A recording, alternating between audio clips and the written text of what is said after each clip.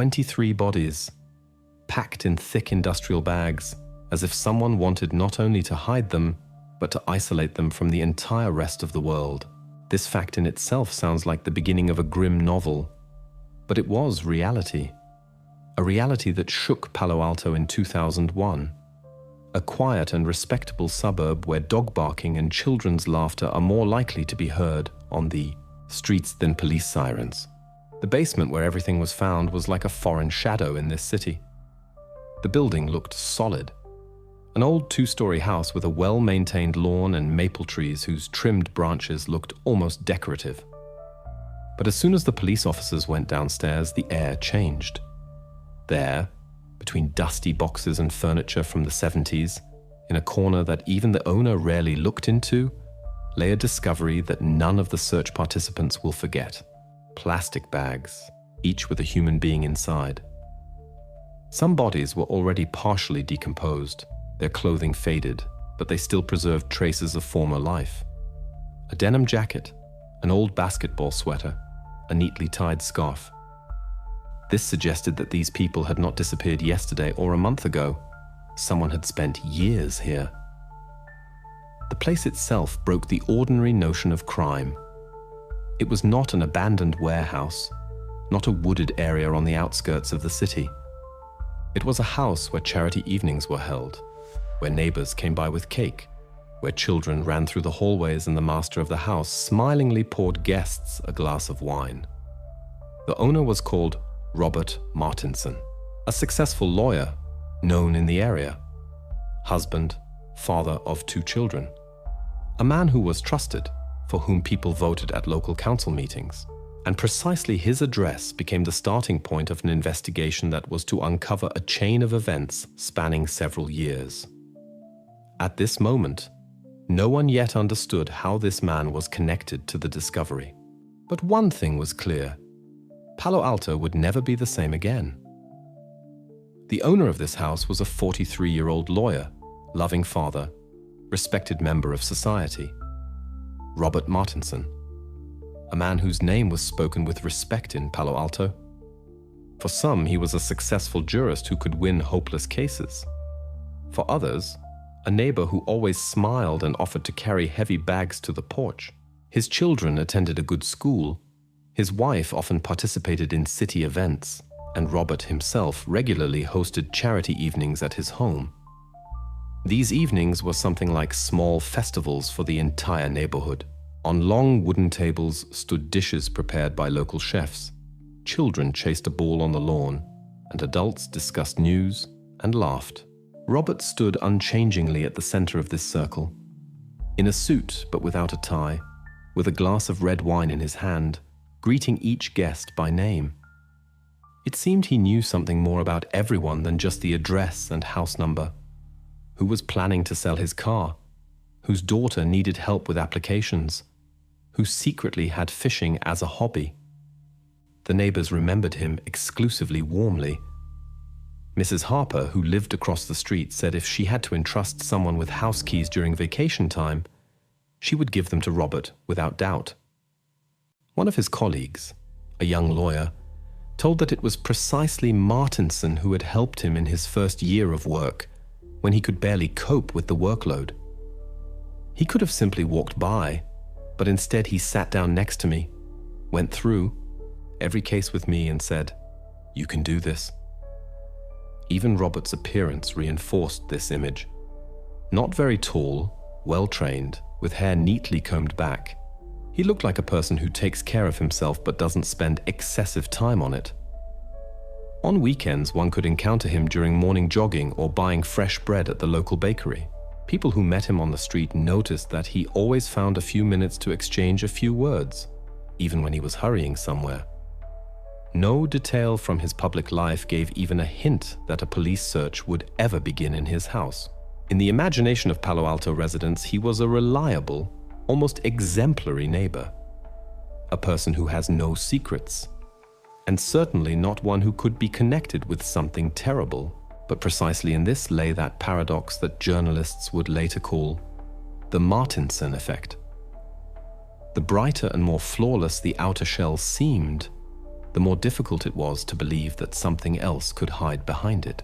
Evenings with charity lotteries where Robert donated considerable sums to help the homeless, joint trips to nature with neighbors, participation in school board work, all these features came together in people's minds to form an image of a noble, proper person. And in this world full of such details, the thought that somewhere in the depths of the house, behind the door to the basement, lay bags with bodies, seemed not only incredible, it looked like an invention. When news of the discovery in his basement spread through the city, neighbors and colleagues first began to say, "This cannot be." Many refused to believe that it was precisely him. How could a person who had distributed Christmas gifts to children a month ago be involved in such a thing? And precisely this contrast between public image and reality became the main question of the investigation. To understand what had happened, one had to return to the moment when the police first became interested in Robert Martinsson and ask, what exactly led them to his door? February 2001.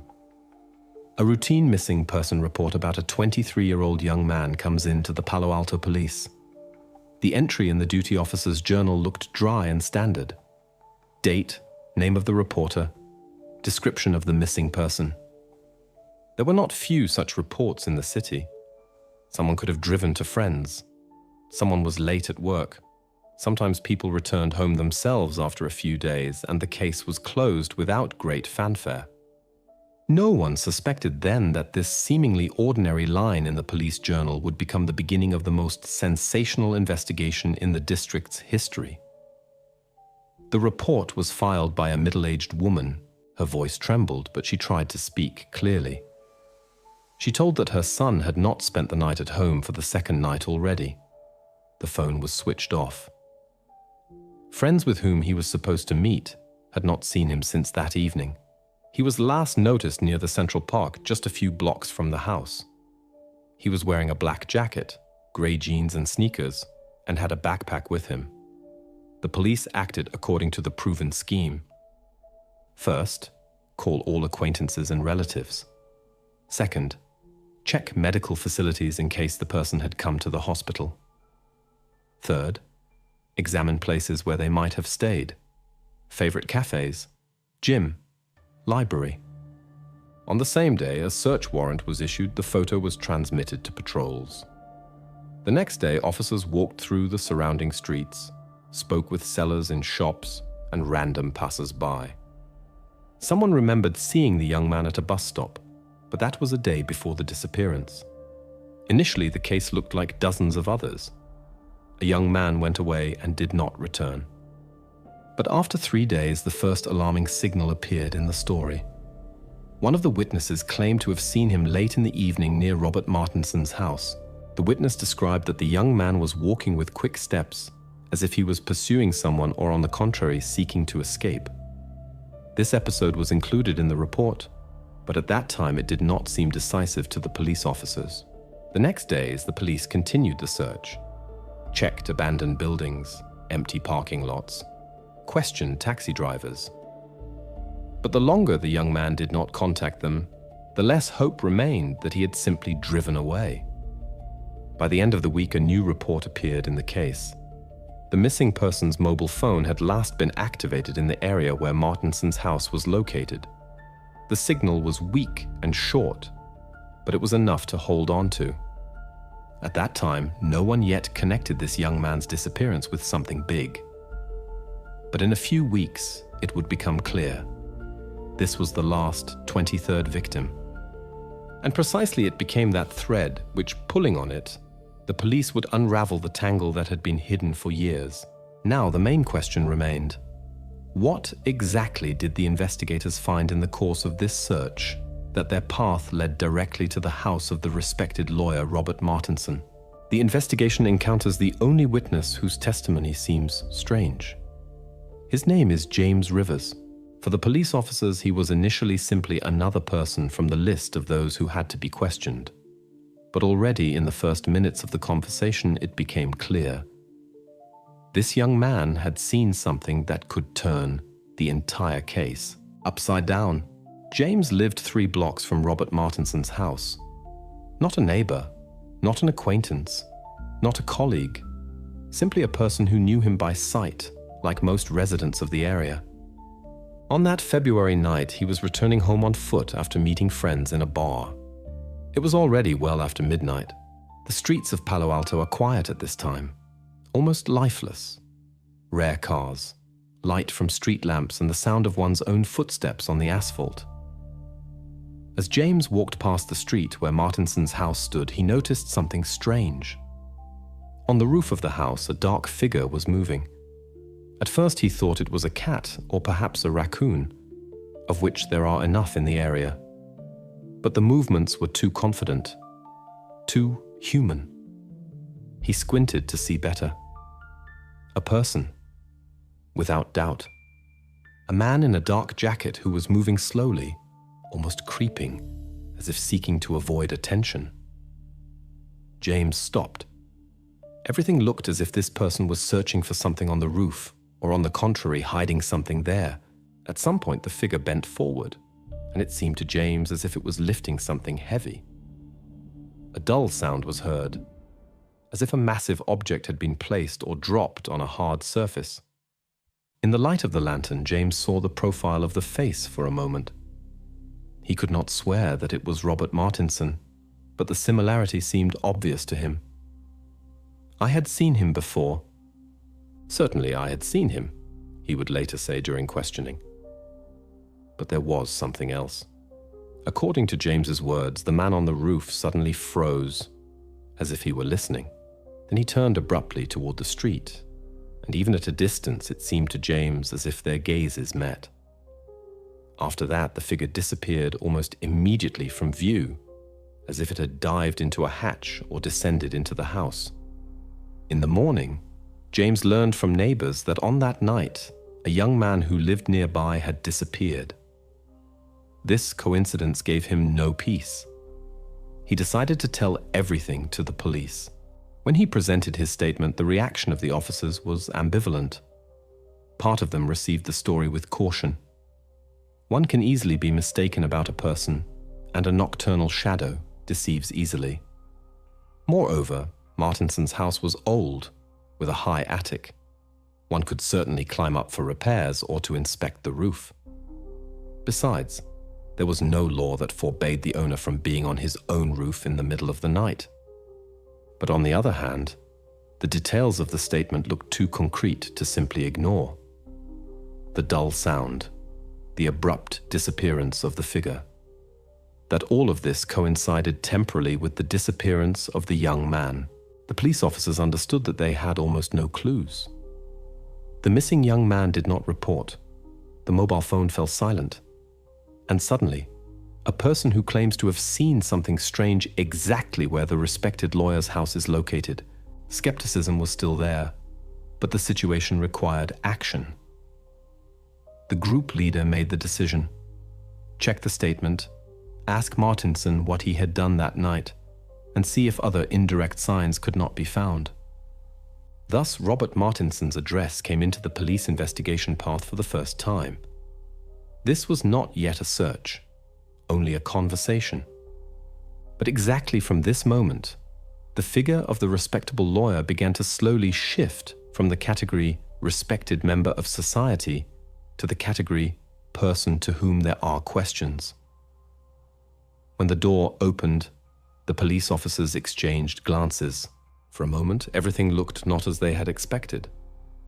No hecticness, no fright or aggression. At the threshold stood Robert Martinsson, in a light cashmere sweater, jeans, and with a coffee cup in his hand.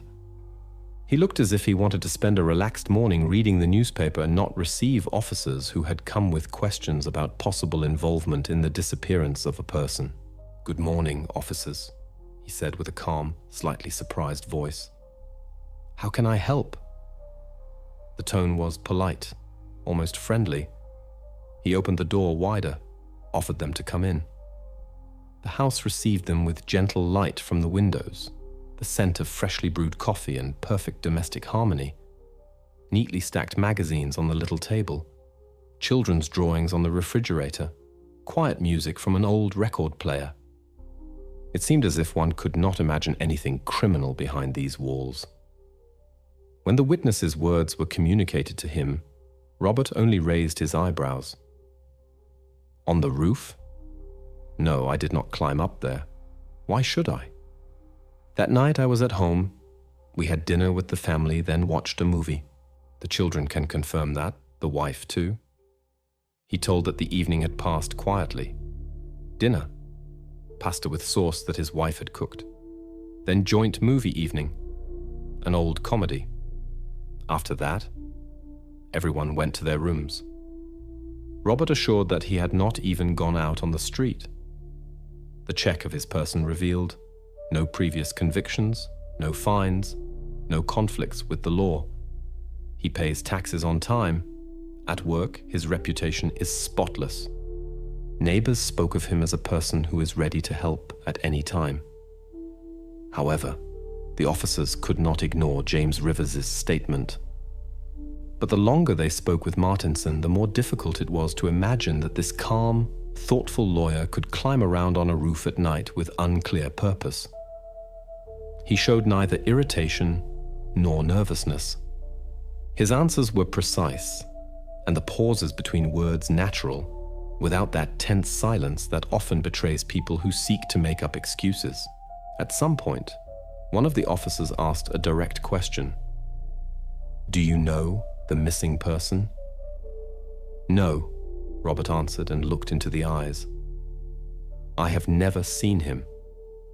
The police reached a dead end. On one hand, a witness who was convinced he had seen exactly him. On the other hand, a respected lawyer who looked honest down to the smallest detail. Without direct evidence, it remained word against word. Finally, Robert was assigned the status person of interest. This meant that he was now in the field of view of the investigation, but legally he was for now a free person. The police officers left the house with a feeling of the unspoken. Formally, nothing suspicious, but intuition said that behind the facade of calm, something greater could be hidden. Very soon a reason would arise to return here, and no longer for a conversation over a cup of coffee. The investigators raise archives of unsolved cases about missing persons in this area of recent years. This was more an action from desperation than from a clear plan. In the Martinsson case, everything had come to a standstill. There is a witness, but his words are confirmed by nothing material, and the lawyer himself behaves too self-confidently. It remained to hope that in old records a pattern could be found that would give the investigation a new vector. When reviewing the files from the end of the 90s, the police officers began to notice a strange repetition. Every few months, a young man of about the same age and similar stature disappeared. The disappearance locations were scattered across different city districts, but the threads still led toward Palo Alto. In some cases, witnesses noticed that they had last seen the missing persons near those streets through which Martinsson often drove. In parallel, they decided to question James Rivers once more. This time he added a detail that he had not mentioned earlier. The figure on the roof moved according to his words not only carefully, the movements were jerky, nervous, like those of a person who is afraid of being caught. And according to James's memories, this person's face tensed at the moment when their gazes met, as if he were clenching his jaws. This detail was recorded in the notes, but it was still too little for direct accusations. Then they brought in specialists for mobile phone data analysis. And here, the first factual inconsistency in Martinsson's alibi was found. His phone registered a short, outgoing call around midnight on the night of the disappearance, and the signal came not from his house, as he had claimed, but from the street 2 blocks away. This proved no guilt, but it undermined his secure story. Small fragments began to fit together into a mosaic. A series of similar disappearances, a nervous figure on the roof on the night of the last disappearance, the inconsistency of mobile phone data with the stated alibi. All of this individually was not enough for an accusation, but together it became sufficient basis to apply for a search warrant. And at this moment, a new, much more disturbing question hung in the air. What exactly would they find in the respected lawyer's house? He was withdrawn lately. I thought it was because of work. These words were spoken calmly by Robert's wife, as if she were talking about something everyday like her husband's fatigue from lengthy sessions. For her, this was natural. A lawyer with a large workload, difficult clients and constant travel. She saw no alarming sign in this, rather, fatigue, to which she had become accustomed over the years of marriage. But for the investigators, this became a small hook. Withdrawal, a vague concept. One can distance oneself from family because of stress, but also because of a secret that one guards like nothing else. When they began to question the families of other missing persons, similar details appeared in their stories. One of the brothers of a victim told that shortly before the disappearance, his brother had mentioned a certain influential man who had promised to help with work and introduce him to the right people. With another young man who disappeared too. Years before, they found in his notebook a written telephone number with the note R.M. Jurist. The number matched Martinsson's mobile phone. The mother of another missing person remembered that her son had come home after a meeting with some serious man, brought a business card of a lawyer, but then stopped talking about him, only waved it off. None of your business.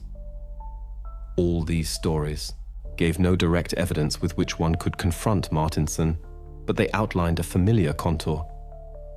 He seemed to find young men from time to time, talk with them, make promises, and then contact abruptly broke off. In doing so, the woman continued to insist. Nothing unusual happened in her family life. Yes, he spoke less with me, but that's work after all. I always knew that he has periods where he becomes completely absorbed in cases. There was no doubt in her words, and this created a dangerous paradox. A close person does not see what begins to become a pattern for an external observer. The investigation still had no solid evidence, but the mosaic of contacts, business cards, phone numbers, and similar stories looked too consistent to be coincidence. Martinsson stopped being just a person of interest. He was increasingly becoming the main candidate for the role of the one behind the series of disappearances. And now the police had a reason for the next step. A step that should either finally free him from suspicions or reveal everything he was hiding. The investigators conduct an analysis of the contents of Robert Martinsson's garbage containers. Nothing heroic. Gloves, flashlights, thick bags for sample collection, and patience. This phase of investigation usually does not make it to the front pages, but it often provides the most persistent material traces.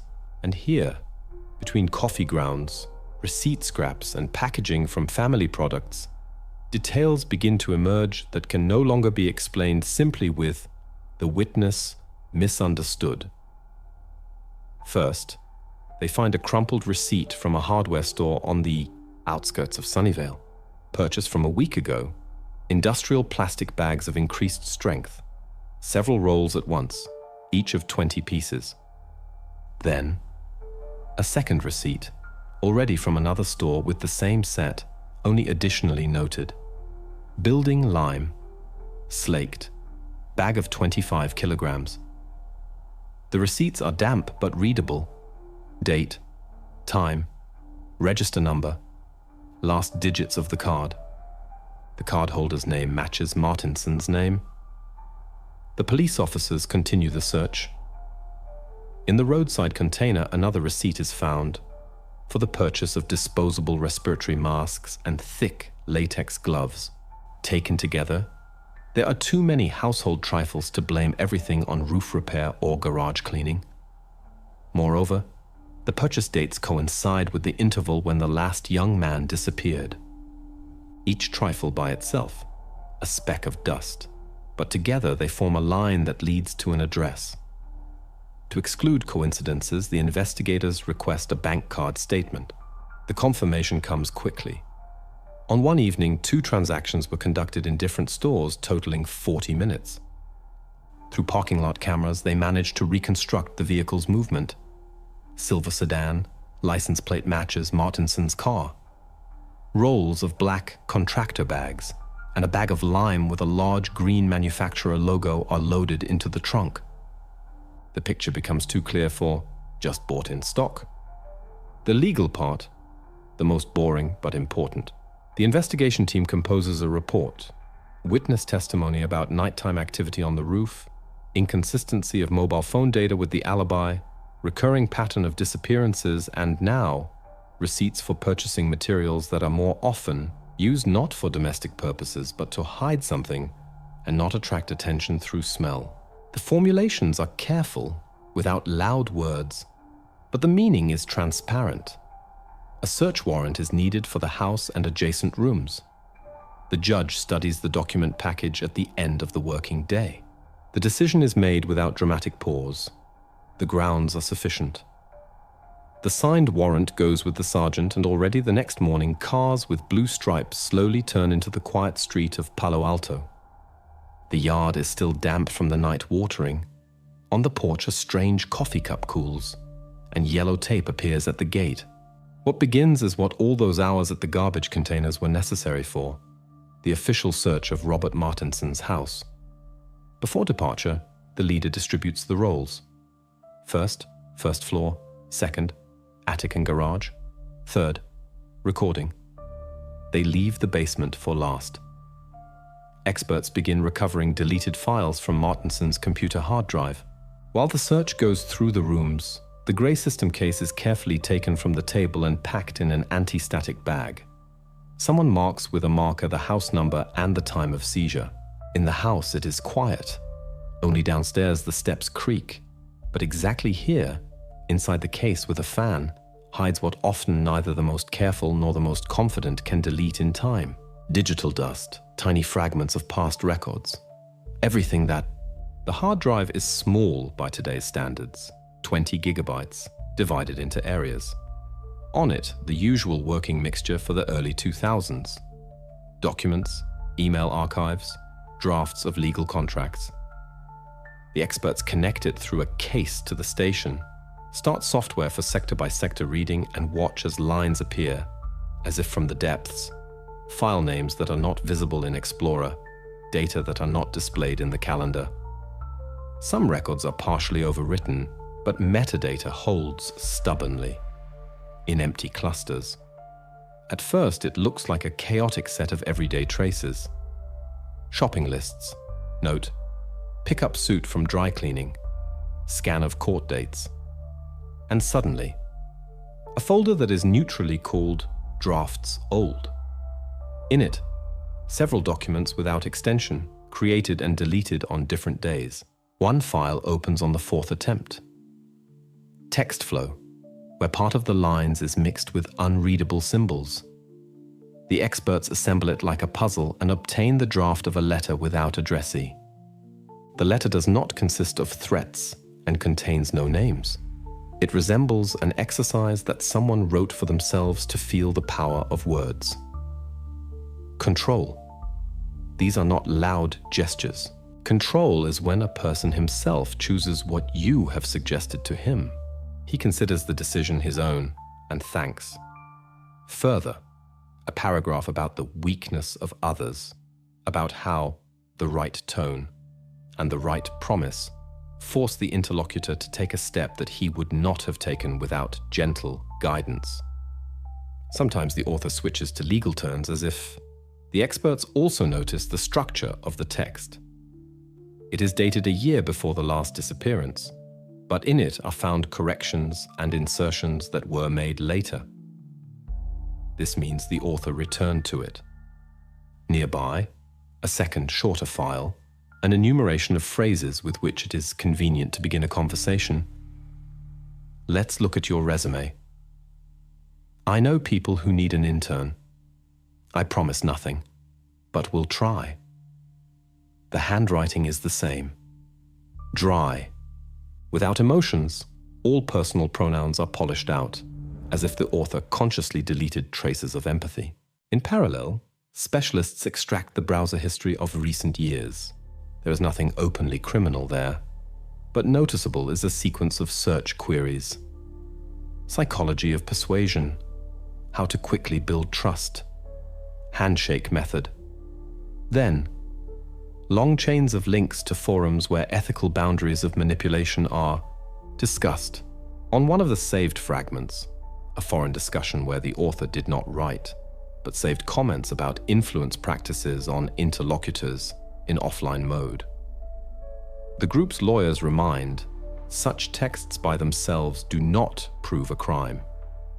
Thousands of people read books about negotiation, but in connection with what is already there, witness testimony about nighttime activity on the roof, strange purchases, inconsistency of mobile phone data and repetitions in the disappearances, this draft becomes the first psychological key. It shows how a person sees those around them, not as neighbors, not as clients, but as a system of levers and buttons. The most disturbing fragment, several lines in which the author reflects on neutral places. People feel safe where everything is familiar. Light, smells, conversations in the background. If the place seems foreign, they get tired and agree more quickly just to end the conversation. It is important not to give them time to think.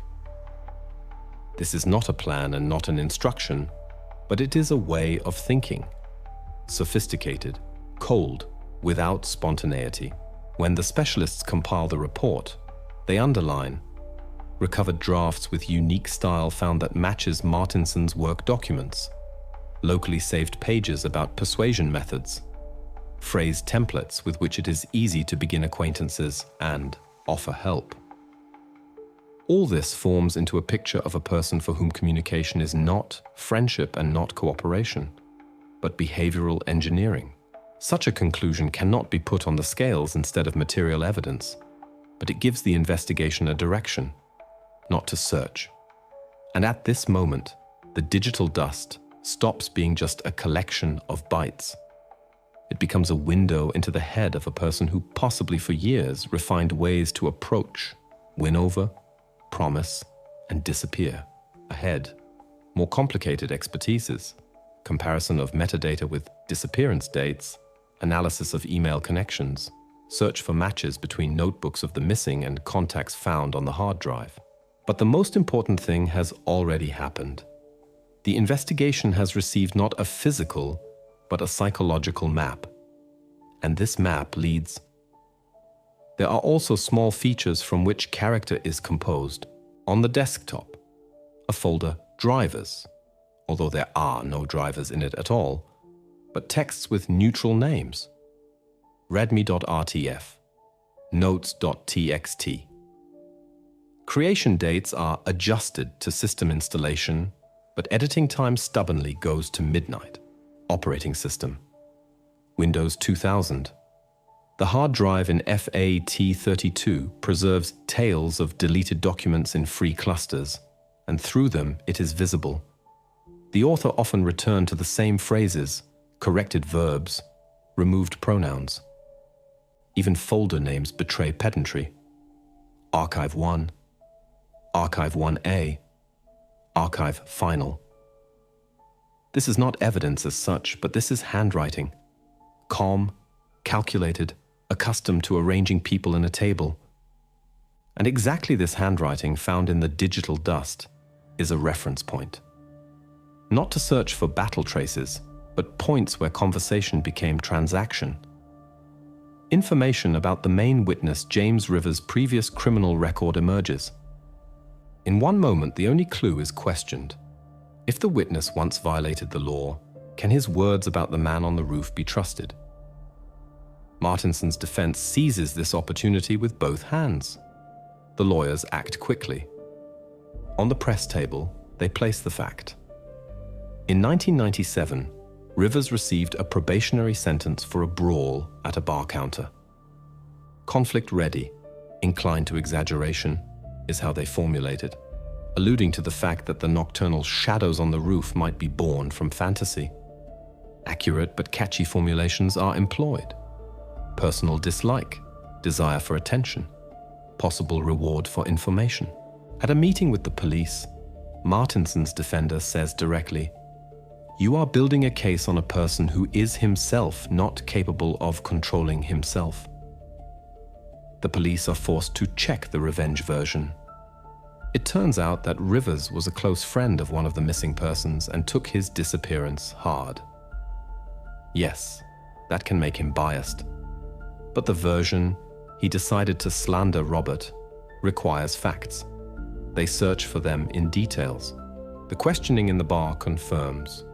On the night of the disappearance, Rivers was really there until midnight, paid with a card, gave tips. 2 employees remember his jacket with a patch. Further, the route. According to mobile signals, Rivers' phone moves along the predictable line. Bar, stop, blocks toward his house. Then Martinsson Street, where the signal captures a neighboring transmission tower for a minute. And again, departure to the house. This coincides temporally with the presumed moment when he saw the figure on the roof. They also check the connection to Martinsson. No conflicts are found. Rivers never sued the lawyer and did not cross paths with him professionally. Instead, something else emerges. Several weeks before the disappearance, he tried to reach the city authorities with a request to search more actively for his friend. His letters are dry, without hysteria, containing only facts. This fits poorly with the image of a person who allegedly seeks loud revenge. In one day, the picture becomes clear. Yes, Rivers has an old criminal record, a brawl that ended without serious consequences. But in the current story, his words are supported by time, roots, and witnesses. A motive for slander is not found. The police close this branch. The version of personal revenge is not confirmed. And paradoxically, precisely this discrediting attempt strengthens the main line. When you remove the doubt, everything else remains. Witness testimony, receipts for industrial bags and lime, inconsistencies in mobile data, and a series of disappearances stretching over years. The arrow points again to the house in Palo Alto. On the investigator's desk appears a file marked Rivers, cleared. Further, only facts and what they will find behind the basement door. In the juvenile court archive, a closed case is discovered. The youth, Robert Martinsson, was accused of animal cruelty. This is the first officially recorded stain on the perfectly constructed image of the adult lawyer. The record is brief, dry. Behavioral incident, reconciliation with the victim's family, therapy obligations. The paper is over 20 years old, the edges are yellowed, but the meaning has not faded. Once Robert already had behavior that adults considered dangerous and in need of correction. When the investigators began to unroll the past, the thread led deep to where summer vacations rustle and it smells like school cafeteria. A distant cousin remembered. He could be polite to the point of coldness. If not according to his way, stone face, silence, and gaze to the side. The aunt told of a family dinner. Someone made fun of Robert, and he switched off as if, carefully put down the glass, went to the yard and smashed an old ceramic vase with a tennis racket, then returned to the table as if nothing had happened. The next day, the shards were cleaned up, the topic closed in the family. There was also an episode from the school bazaar. The class teacher, already retired, remembered him as the most collected of the boys. He was responsible for order at the stands and fulfilled the role of elder. Several schoolgirls complained that he commanded too harshly, demanded that everyone stand according to instructions, even when it was hot and they wanted to sit down. The teacher noted, "He didn't scold. He just did it so that you yourself agreed." That sounds like praise for discipline, but in her voice lay caution. The youth enjoyed too much the role of a person who directs others. The archive case, raised from the closed fund, describes a conflict in the neighbor's yard. In the materials, details are avoided. The formulation is almost sterile.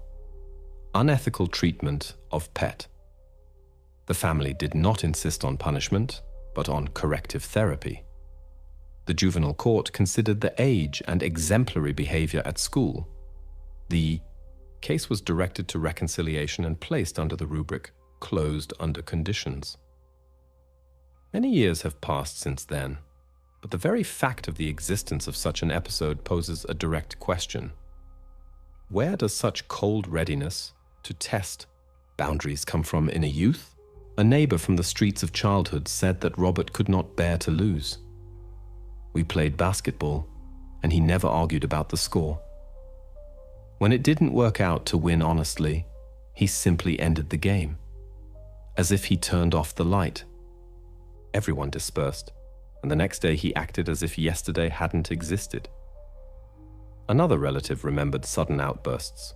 No screaming, a cold monologue. He could explain why you were wrong in such a way that one wanted to disappear. In these descriptions there are no crude effects, but one always senses a force that he preferred not to show, but to dose. Thus emerges a psychological picture that corresponds with what was found in his computer. Interest in gentle control, in words that make others' decisions comfortable. The past no longer looks like a random shadow. It rhymes with the present, with promises of help with employment, with receipts for industrial bags, with the nocturnal figure on the roof. Details from childhood do not replace evidence, but they explain why external control and internal silence could become a lifestyle for him. Legally, all this is not proof. The court does not pass judgment for a look and manner of speaking, but for the investigation such traits are important. They indicate where to search for traces and whom to question further. If a person is accustomed not to raise his voice, but to force agreement, then his promises could sound particularly convincing to young men who needed support. This means it's worth checking lists of volunteers at charity evenings, matching whom he gave business cards to, retrieving calls from phones of the missing persons, and looking in whose notebooks his number appears. Behind each such match can stand a new acquaintance scene, clothed in the right words. Childhood usually preserves motives silently, but when the pattern repeats, cold pause before action, accurate demonstration of force, striving to close the scene without noise, this is no longer a set of coincidences. This is a coordinate system, and precisely with this system the investigation group returns to work on the search warrant. It is necessary to clean what remained in the house. Attic already inspected, garage too. There remains the basement with cabinets and shelves where old boxes stand in perfect rows as if someone had trained his whole life not to leave chaos. The investigators will check every corner, but special attention to the doors below and the lock that looks newer than everything around. The past proves no guilt. It only explains why a person with such a history could lead a double life for years and give no occasions. For the viewer, this is a turn. Martinsson's portrait ceases to be a clean showcase. Before us, a figure who has long developed a language of control and the habit of hiding consequences. This means every new fact is no longer a snippet, but part of the general construction. And precisely this urges the investigation to accelerate examinations and open that door downward, step by step, to answers. The investigator spreads files on the table and lays out 3 sheets without superfluous theater. He reports, "The police have confirmation for purchases of industrial bags and lime. There is a restored draft letter about control. There is an archive note about a disturbing episode of youth. The lamp strikes even light. The air conditioning hums. In the corner, a recorder blinks. Everything is arranged so that no doubts remain. This is not about rumors, but about facts." Martinsson, however, gives away not a single emotion. He sits straight, hands folded, gaze calm. Hears the enumeration of evidence and each time directs his eyes to his lawyer. He nods barely perceptibly and reminds of the strategy. No explanations, no improvisation. Silence as a position, legally flawless, humanly impenetrable. In this silence there is no challenge, only even politeness with which he was accustomed to disarm conversation partners at charity evenings and negotiations. The investigator continues. Before him a timeline, evening of purchases, brief exit of the phone from the domestic zone, figure on the roof, temporarily coinciding with the disappearance. Copies of receipts, mobile printouts, certificate from the archive. All these squares fit together into a puzzle. But instead of an answer, the same learned pause. Martinsson neither confesses nor argues nor offers domestic explanation. He seems to absorb questions and return silence of equal density. The attempt to approach from the other side, also into emptiness, reference to psychological profile, to interest in manipulations in old files, to recurring pattern of acquaintances with young men. All this is recorded in the protocol, but meets neither agreement nor refutation. The defender tactfully reminds of the client's right to remain silent, and each following point bogs down in this flawless formula. At the end of the interrogation remains the feeling of a wall. The investigator understands. The conversation is exhausted.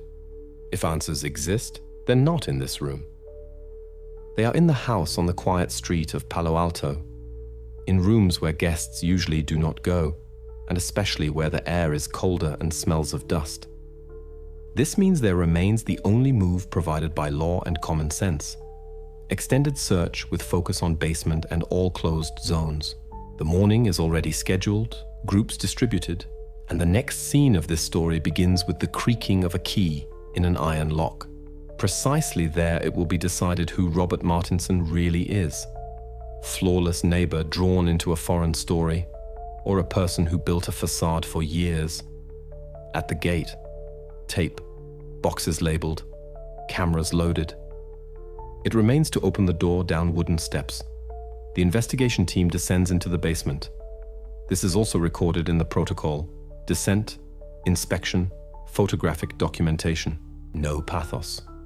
Only steps on wooden stairs, cold air from below, and the feeling that under the house of the respected lawyer, the answer is already waiting. Tape at the entrance, gloves put on, flashlights checked. The search leader notes the time, indicates the group composition, and the team distributes according to sectors. Right, shelves. Left, cabinets. In the back corner, an old chest of drawers that, according to the words of the housewife, has not been opened for a long time. The basement looks like an ordinary life archive that extends over decades.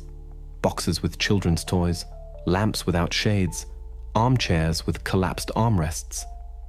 But the perfect order has a strange feature. The things stand too straight, as if they were arranged with a ruler. One investigator notices fresh traces on the floor. Narrow wheels from a cart have led 2 parallel tracks from the staircase to the back wall. The second records in the protocol, the third takes photos.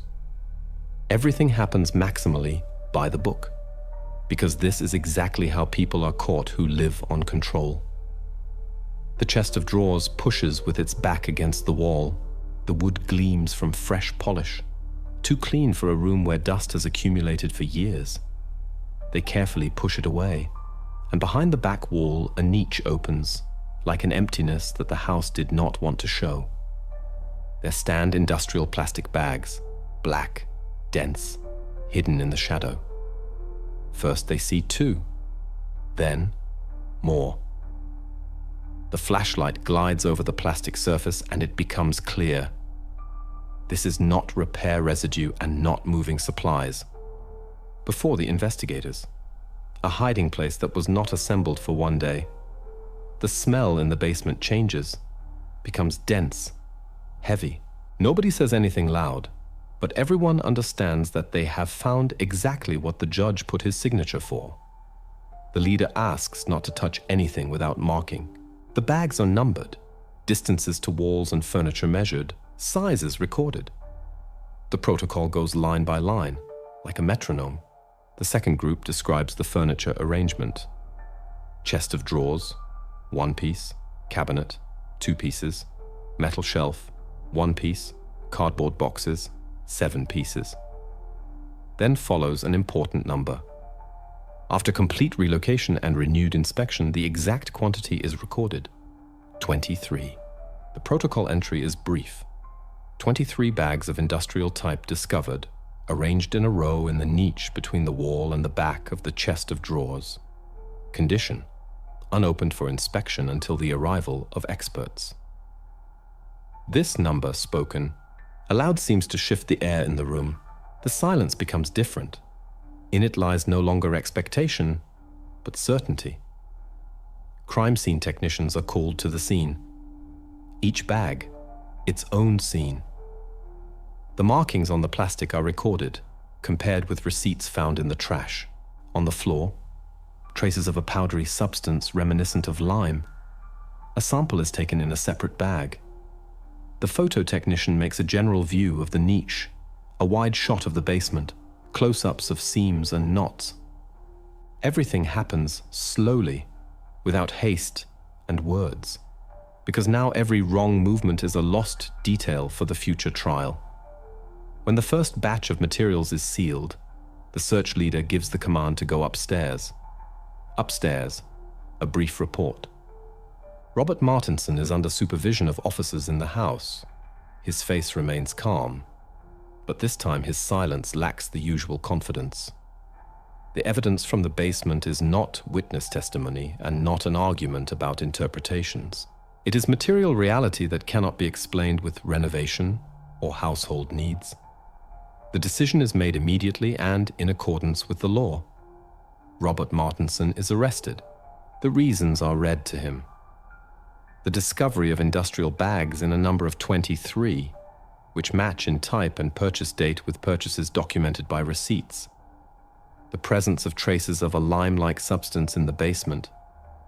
The correspondence with data on a series of missing person cases, on his wrists, handcuffs. The house where yesterday canapes were still served and quiet jazz played now sounds different. Footsteps, commands, the rustling of evidence bags. Outside, neighbors are already gathering. They look at the barrier tape at the gate as if it had divided their world into a before and after. For the investigators, however, a phase begins in which there is no place for emotions, inventory, transport, expert opinions, comparison of plastic layers with the manufacturer's batch, biology and DNA. But the most important thing has already happened below at the wall, behind the moved chest of drawers. This discovery needs no interpretations. It does not rely on someone's memory or subjective assessment. It is a fact, and exactly this fact becomes the starting point from which everything else will grow. The official indictment, press conferences, endless pages of expert opinions. The story that was so long concealed by neat rows of boxes ended at the moment when the beam of a flashlight glided over the black plastic and stopped at the number 23 in the protocol. After that, the court and the answers to the questions of which this city has accumulated too many. But already now it is clear. The path there began with the steps into the basement and the line, found 23. After his arrest, Robert Martinsson says not a single word about the crime. In the protocols, this reads dryly: position, silence. No confessions, no spontaneous comments. The clarification happens without his participation. The silence of the accused shifts the focus to the work of the crime scene technicians and the routine in which precisely the details become the voice of those who can no longer speak. In the cool rooms of the laboratory, the bags from the basement are examined individually. Each, its own scene, its own number. First, the external inventory: clothing, shoes, accessories, any small objects from pockets. Everything that might have survived time is carefully cleaned and spread on trays. The group leader notes: dark blue denim jacket with wear at the elbows, sweater with a bright stripe on the chest, watch with fabric strap not working. The details are not collected out of curiosity. they become a bridge to the names. In parallel, biological procedures run. Samples are sent for DNA typing. The year 2001. These are not yet quick tests that deliver results overnight. The spectra appear slowly, piece by piece. Matches are confirmed only through repetition. The investigators bring hairbrushes, old toothbrushes, letters, everything where domestic biological traces might have remained. The first results come quietly, without fanfares. In the table next to some numbers, notes like possible match appear. The lines are still grey, but they are already drawing threads to concrete families. The families do not come to the station because of a sensation, but to be able to put an endpoint. They are not shown recordings and no photos from the discovery site, but objects. Precisely these remain even after years the most understandable language of memory. The sister of one of the missing recognizes a rare patch on the sleeve of a jacket. We sewed that on ourselves. We ran out of thread. That's why the seam is uneven. The father of another asks to be allowed to hold the watch. It was a birthday gift. From him, on the inside of the clasp, is a tiny scratch from a failed attempt to shorten the strap. Objects do not argue and do not err. Their story is read with fingers.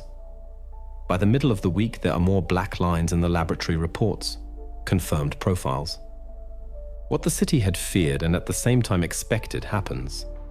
The unknowns stop being just numbers. They are still heavy documents, but surnames appear in them. One after another, contacts emerge through which the persons who disappeared between 1998 and 2001 are brought into an order. Within this line, the last missing person stands out particularly, the one with whom the investigations began. For James Rivers, this phase is not pure office work. He is invited to identify objects.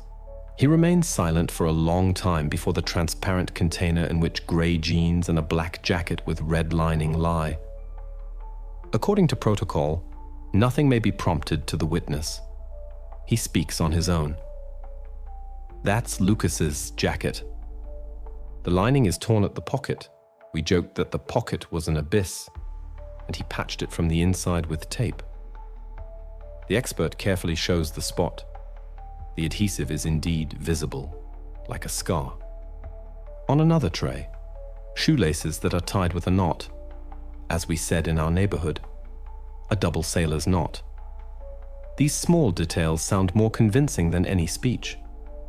When the DNA confirmation arrives, a circle closes for the investigators. The witness's statement about the night of disappearance, the clothing found in the basement, the matching biology, and, most importantly, the recognition by the friend. The chain, Rivers, Lucas, Martinsson's house, is no longer recorded in the reports as a version, but as an established fact. Martinsson's silence is no longer a defense. It is now only the absence of a comment on the documents. The city experiences difficult days. In the newspapers, lists of identified names are printed. Flowers appear in front of the police station. But in the chronicle of the investigations themselves, an important shift takes place. The role of the individual witness initiator recedes into the background, and in its place comes the cold mathematics of the laboratories. From individual threads, a carpet is woven. The prosecutor now has what is called an evidence chain. Material finds from the basement, purchase receipts, digital drafts, and confirmed profiles. And yet the human remains the most important. In the identification room, Rivers asks to close the container. He is no hero and no hunter of justice, just a man who found proof where it had been missing too long. Now the investigators have something on which they can rely not only legally but also emotionally. The witness's line is connected with the last victim in Martinsson's house. It continues with the filing of charges for each established episode and preparation for the trial in which the numbers and things will speak instead of the one who chose silence. The preparation for the trial begins with the most important thing: time. An expert opinion establishes the date of death of the oldest victim, June 1998.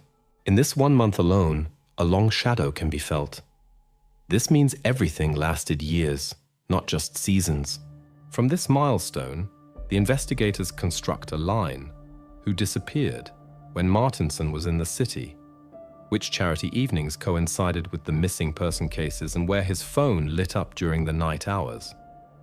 Cold mathematics transforms chaos into a sequence. The next step is attempting to understand how. The picture is composed of habits and small details. Outwardly, it seemed harmless. Business cards of a lawyer, conversations about prospects, a meeting for an hour to discuss the resume. He used the fact that people in Palo Alto were accustomed to polite invitations, to coffee after a conference, to a glass of wine after a charity evening. Several confirmed episodes showed the same pattern: a brief acquaintance, the promise of contacts to important people, the exchange of numbers, then the quick transition to a private space. At my home, it's quiet. I have a printer and a desk. There, the house functioned like a stage. On the ground floor, perfect order and the familiar objects of family life. On the first floor, the study, which the guest entered like visiting a mentor. And only beneath, a room where one did not need to speak. The basement with shelves, cabinets, the niche behind the dresser. According to expert opinion, exactly there, traces of lime and plastic were later found, which matched the purchases. This is not a romantic crime puzzle, but a rhythm. Lure, isolate, take away the possibility to call, lock up. The details do not need to be described. It suffices that every detail of the house was coordinated for the main task: to make a foreign person controllable and inconspicuous. The time periods between episodes are only explainable by his discipline. He was not in a hurry. Months lay between the disappearances. During this time, Public Robert strengthened his facade.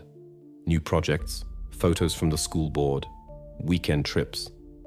On the computer, text modules remained, such as how to properly begin a conversation and how to offer help so that one gets chosen. These drafts rhyme with the statements of relatives. In almost every case, a path into the profession or an internship with acquaintances was promised. He chose those who stood at a crossroads, searching for money, an apartment, contacts. The offer sounded like a lifeline, and the meeting place like a natural continuation of the conversation. The last part of the scheme: storage. The basement was prepared in advance. A dresser that could be moved away, a clean row of industrial bags, lime to cover the smell, measurements of the niche noted in a notebook.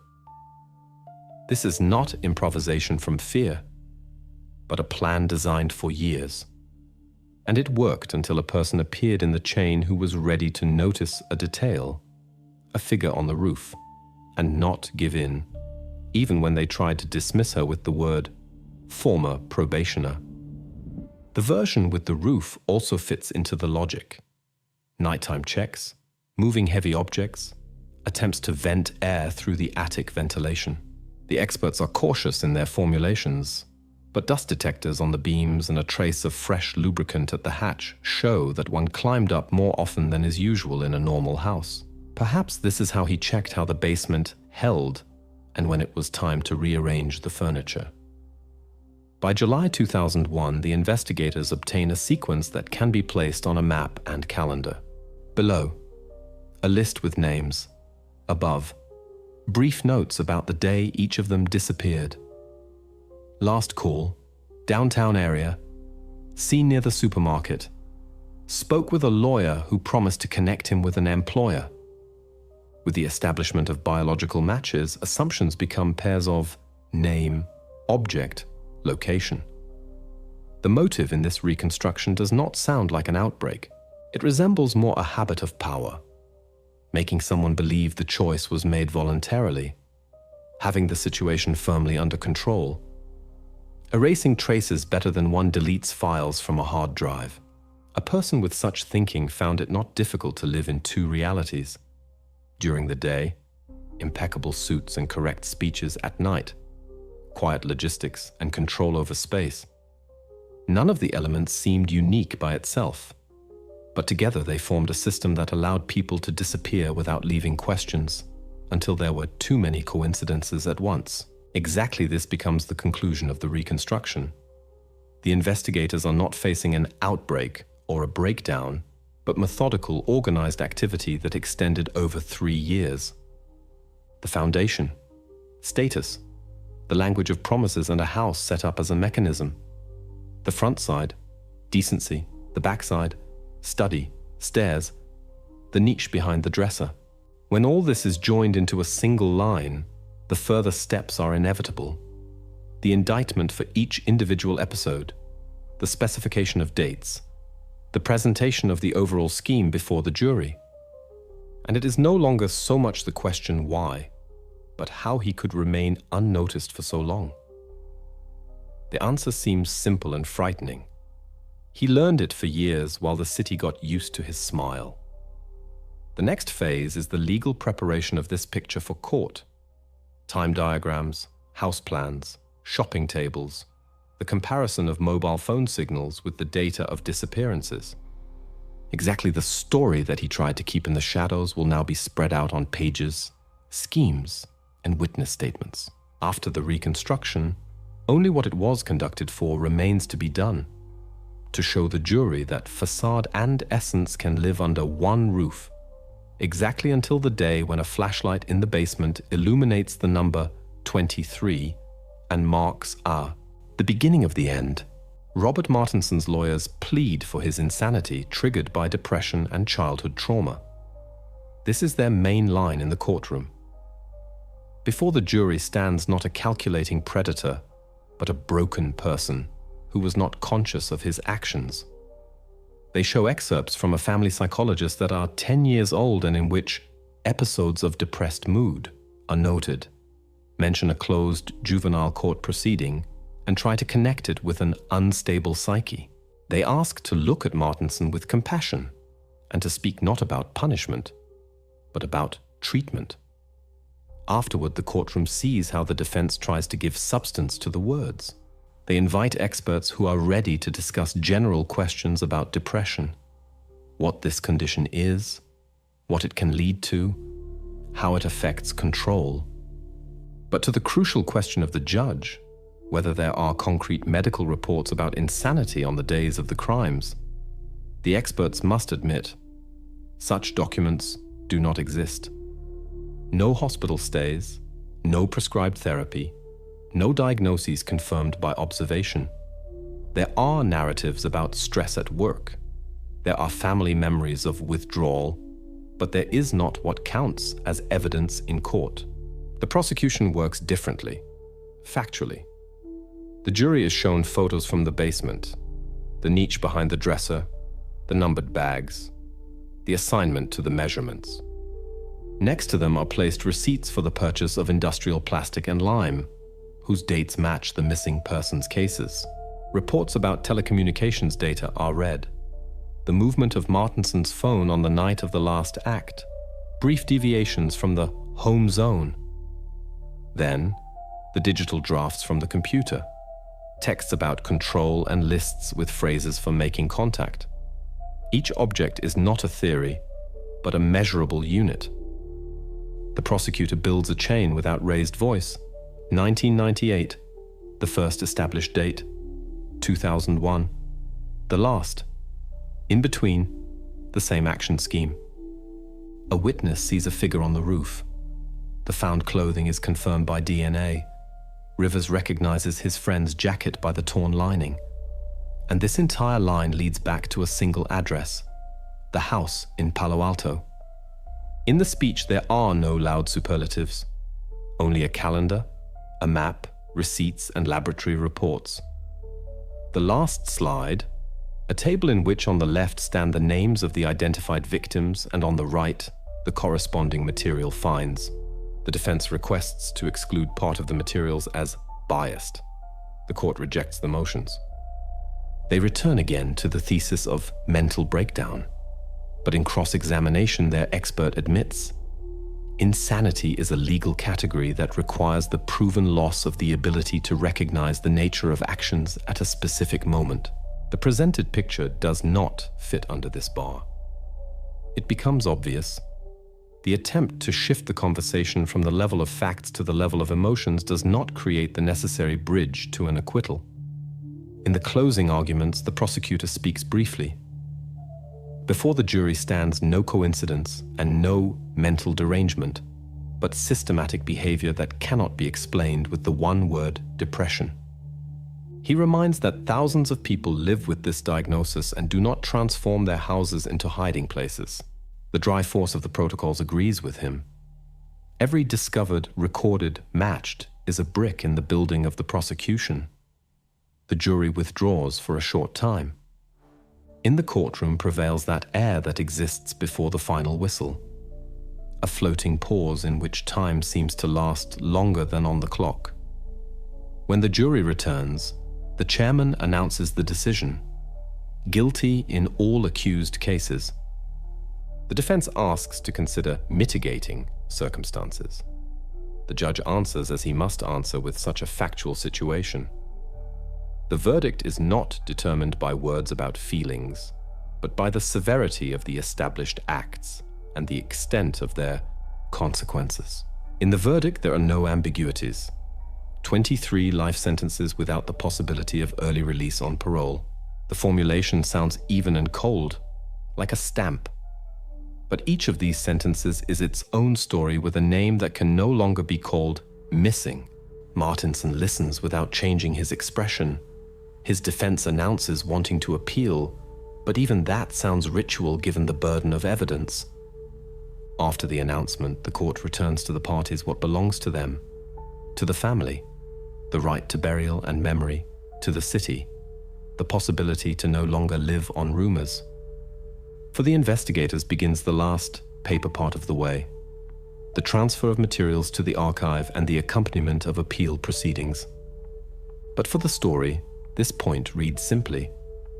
The attempt to hide behind words about an illness did not withstand the collision with facts. The facade of normal life held until one placed a calendar, receipts, and the results of expert opinions on it. What remain are the biographies of those who were brought back with names and of those who still must be officially identified. The district court closes the session and the city leaves the building with the feeling that truth sometimes looks boring. Tables, protocols, a verdict. But exactly they close the stories. And this one is closed. Guilty. 23 times life imprisonment, without right to early release. Robert Martinsson's house in Palo Alto was demolished by decision of the city administration. A construction site occupied the yard, and a day later only dust and the trace of the foundation remained from the facade, which looked like a rectangular scar on the earth. The address was removed from tourist maps, the property was fenced off with a green fence, and it was promised to create a small park there.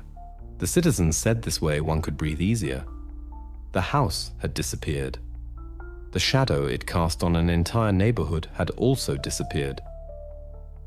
The family moved away quietly. A neighbor remembered how a truck picked up boxes with children's drawings and an old piano in the early morning. Then came the news. They had changed their last name and school and asked not to be searched for. The neighbors did not object. In this city, one understands how to leave people in peace. Only the mailbox with the painted over name and an empty hook where a Christmas wreath had once hung remained. In the evenings, joggers now stop there, tie their shoelaces and run on without letting their gaze linger. The city lived through this case together with the families of the identified victims. On the steps of City Hall, the names were read aloud, candles were lit next to them, and a charity organization called a scholarship into life in their memory. The police reported dryly, without media show. Expert opinions completed. Evidence transferred to archive.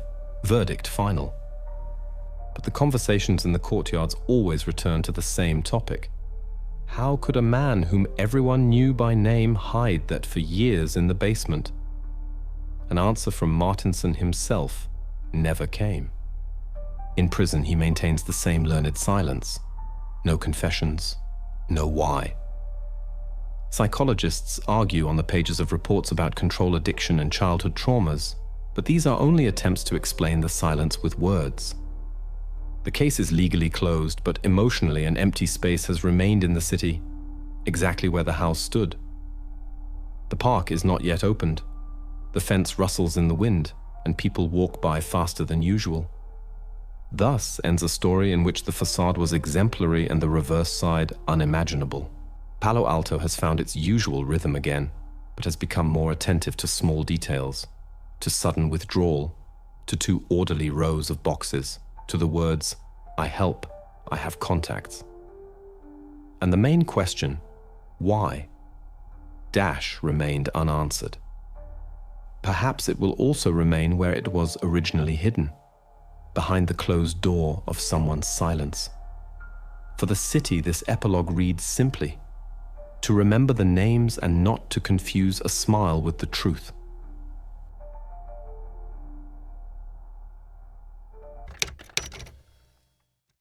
In June 1964, in the small town of Hyde, the body of a 3-year-old boy was found in an abandoned building. Not just a body, but something that could not be explained with simple words. At first glance, it seemed as if he had just fallen asleep and someone had left him in this dead place.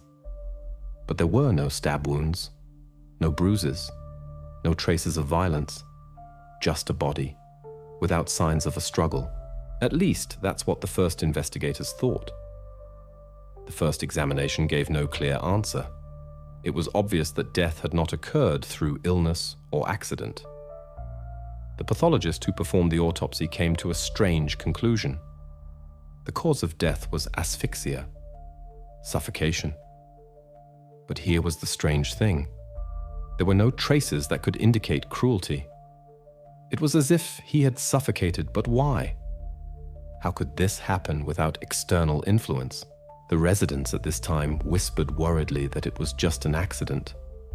Someone might have left the child unsupervised and it had wandered into the dilapidated old building. But the pathologist insisted on one point. This death was no accident. It was not the result of any natural causes. For a while, the police tried to understand whether it was an accident or just an unintentional incident. But no one could explain why the body looked so calm and peaceful, without traces of struggle, without blood, as if the little one had simply fallen asleep and no one had touched him. In fact, it remained absolutely inexplicable. When news of this case began to spread, the rumors in the city were embellished with strange details. A neighbor said he had seen a strange woman near the abandoned building, but this yielded no clues. Another claimed he had heard children's laughter a few hours before the boy's discovery, but this also led to no concrete conclusions. What was so special about this death? At first glance, nothing unusual. But when you looked more closely in the eyes of witnesses, police officers, even simple residents, a feeling arose. This was no accident. Too many strange coincidences.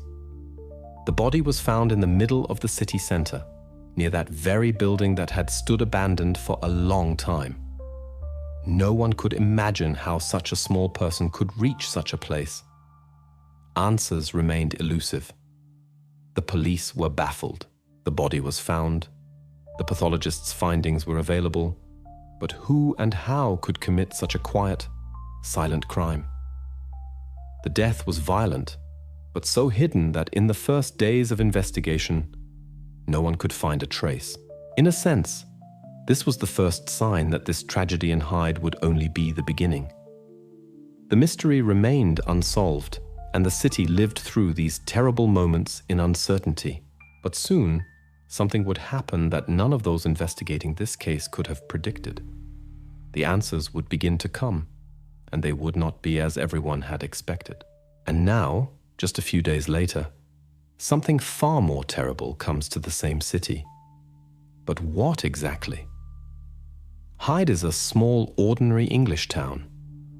Nothing in it suggested misfortune, and for the residents of this place, life flowed measured and calm. It was a world where children ran in the streets, played hide and seek, and residents often greeted each other without finding it necessary to lock their doors.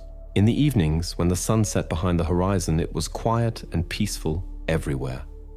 This place did not seem capable of being the center of a tragedy. The county of Trafford, where Hyde is located, was known for its textile industry. Many families lived here and worked in the local factories, and the city remained a typical industrial settlement. People were not in a hurry to move away because they had grown accustomed to the measured life without sudden changes. Most did not need loud entertainment or extravagant pleasures. It was enough to return home to loved ones after a workday, have dinner, and sit quietly in front of the television. Everything was so everyday that any local could have said, "This is how it should be." In Hyde, there were no drastic crime waves. In the last 10 years, only a single murder was registered, and that, the locals said, was connected with some personal revenge, not with something big. Everyone knew everyone. Practically every family could be found in old photographs hanging in local shops and pubs. Children played in the park, and their mothers discussed the news on benches in front of houses. Time passed here slowly, but steadily. But in this quiet little world, a death will soon destroy the illusion of serenity. An ordinary working town that everyone had long grown accustomed to will suddenly be at the center of attention. The wind of change will bring nothing but fear. It will penetrate every house and make people doubt what previously seemed safe. Now that news of the discovery in Hyde had spread, people no longer felt as protected as before. Their memories of quiet days began to fade quickly, because no one could understand how a death could happen in a place like Hyde. Whatever had happened seemed impossible, incredible, and foreign to this corner of England. Something had changed. Fear became part of everyday life, and more importantly, it became the driving force of subsequent investigations. The mystery surrounding the death challenged all previous notions of safety. Soon it would turn out that this tragedy was no accident, and what was hidden behind the facade of ordinary life would show itself from a completely different side.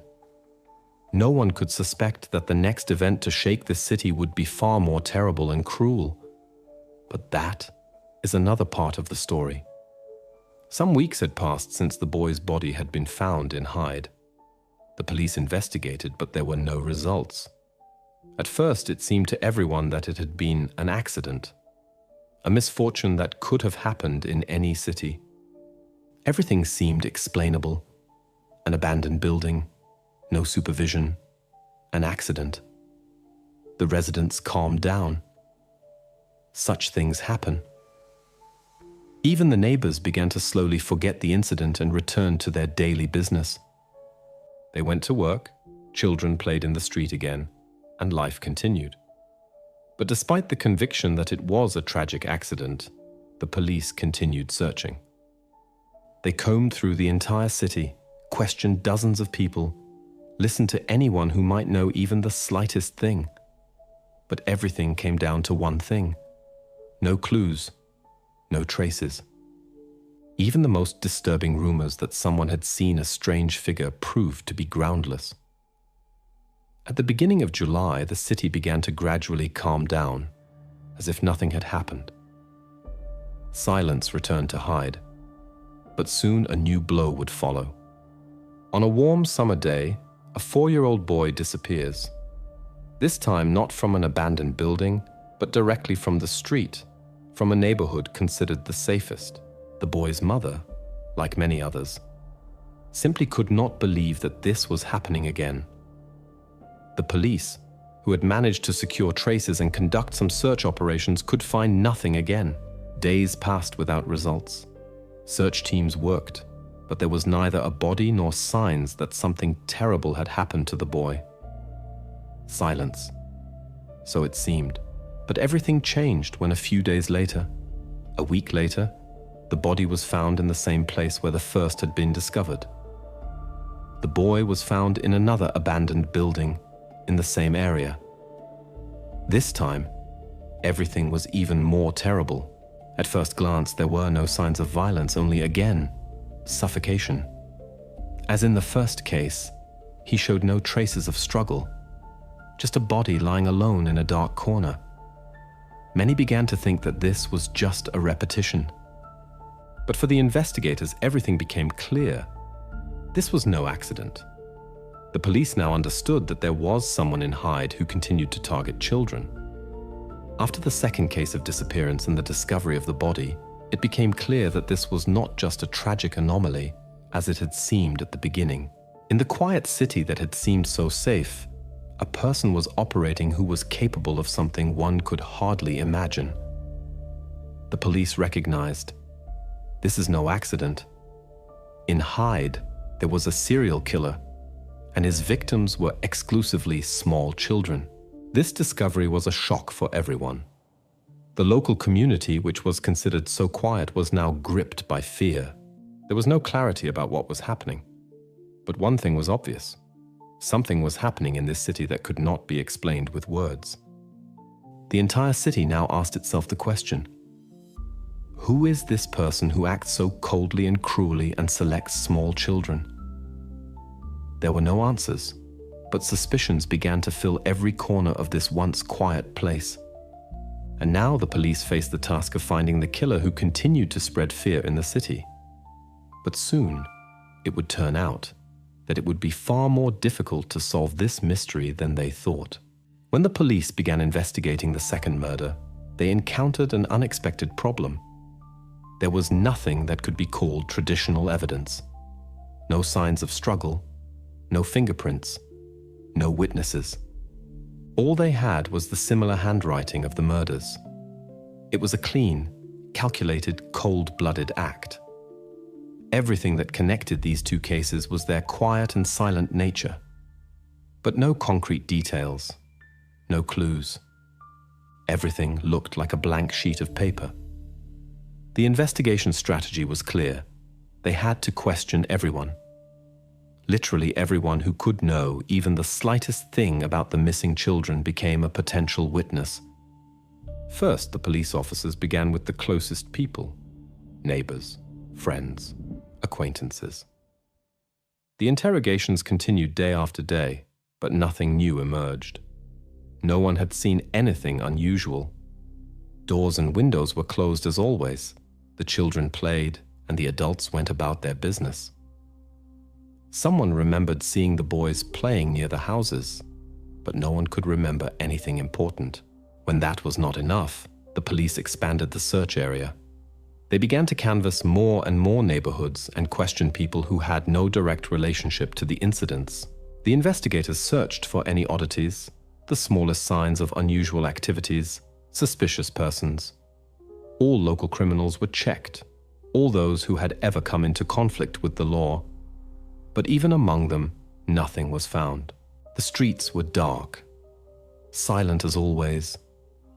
All of Hyde was gripped by fear, but the facts remained equally empty.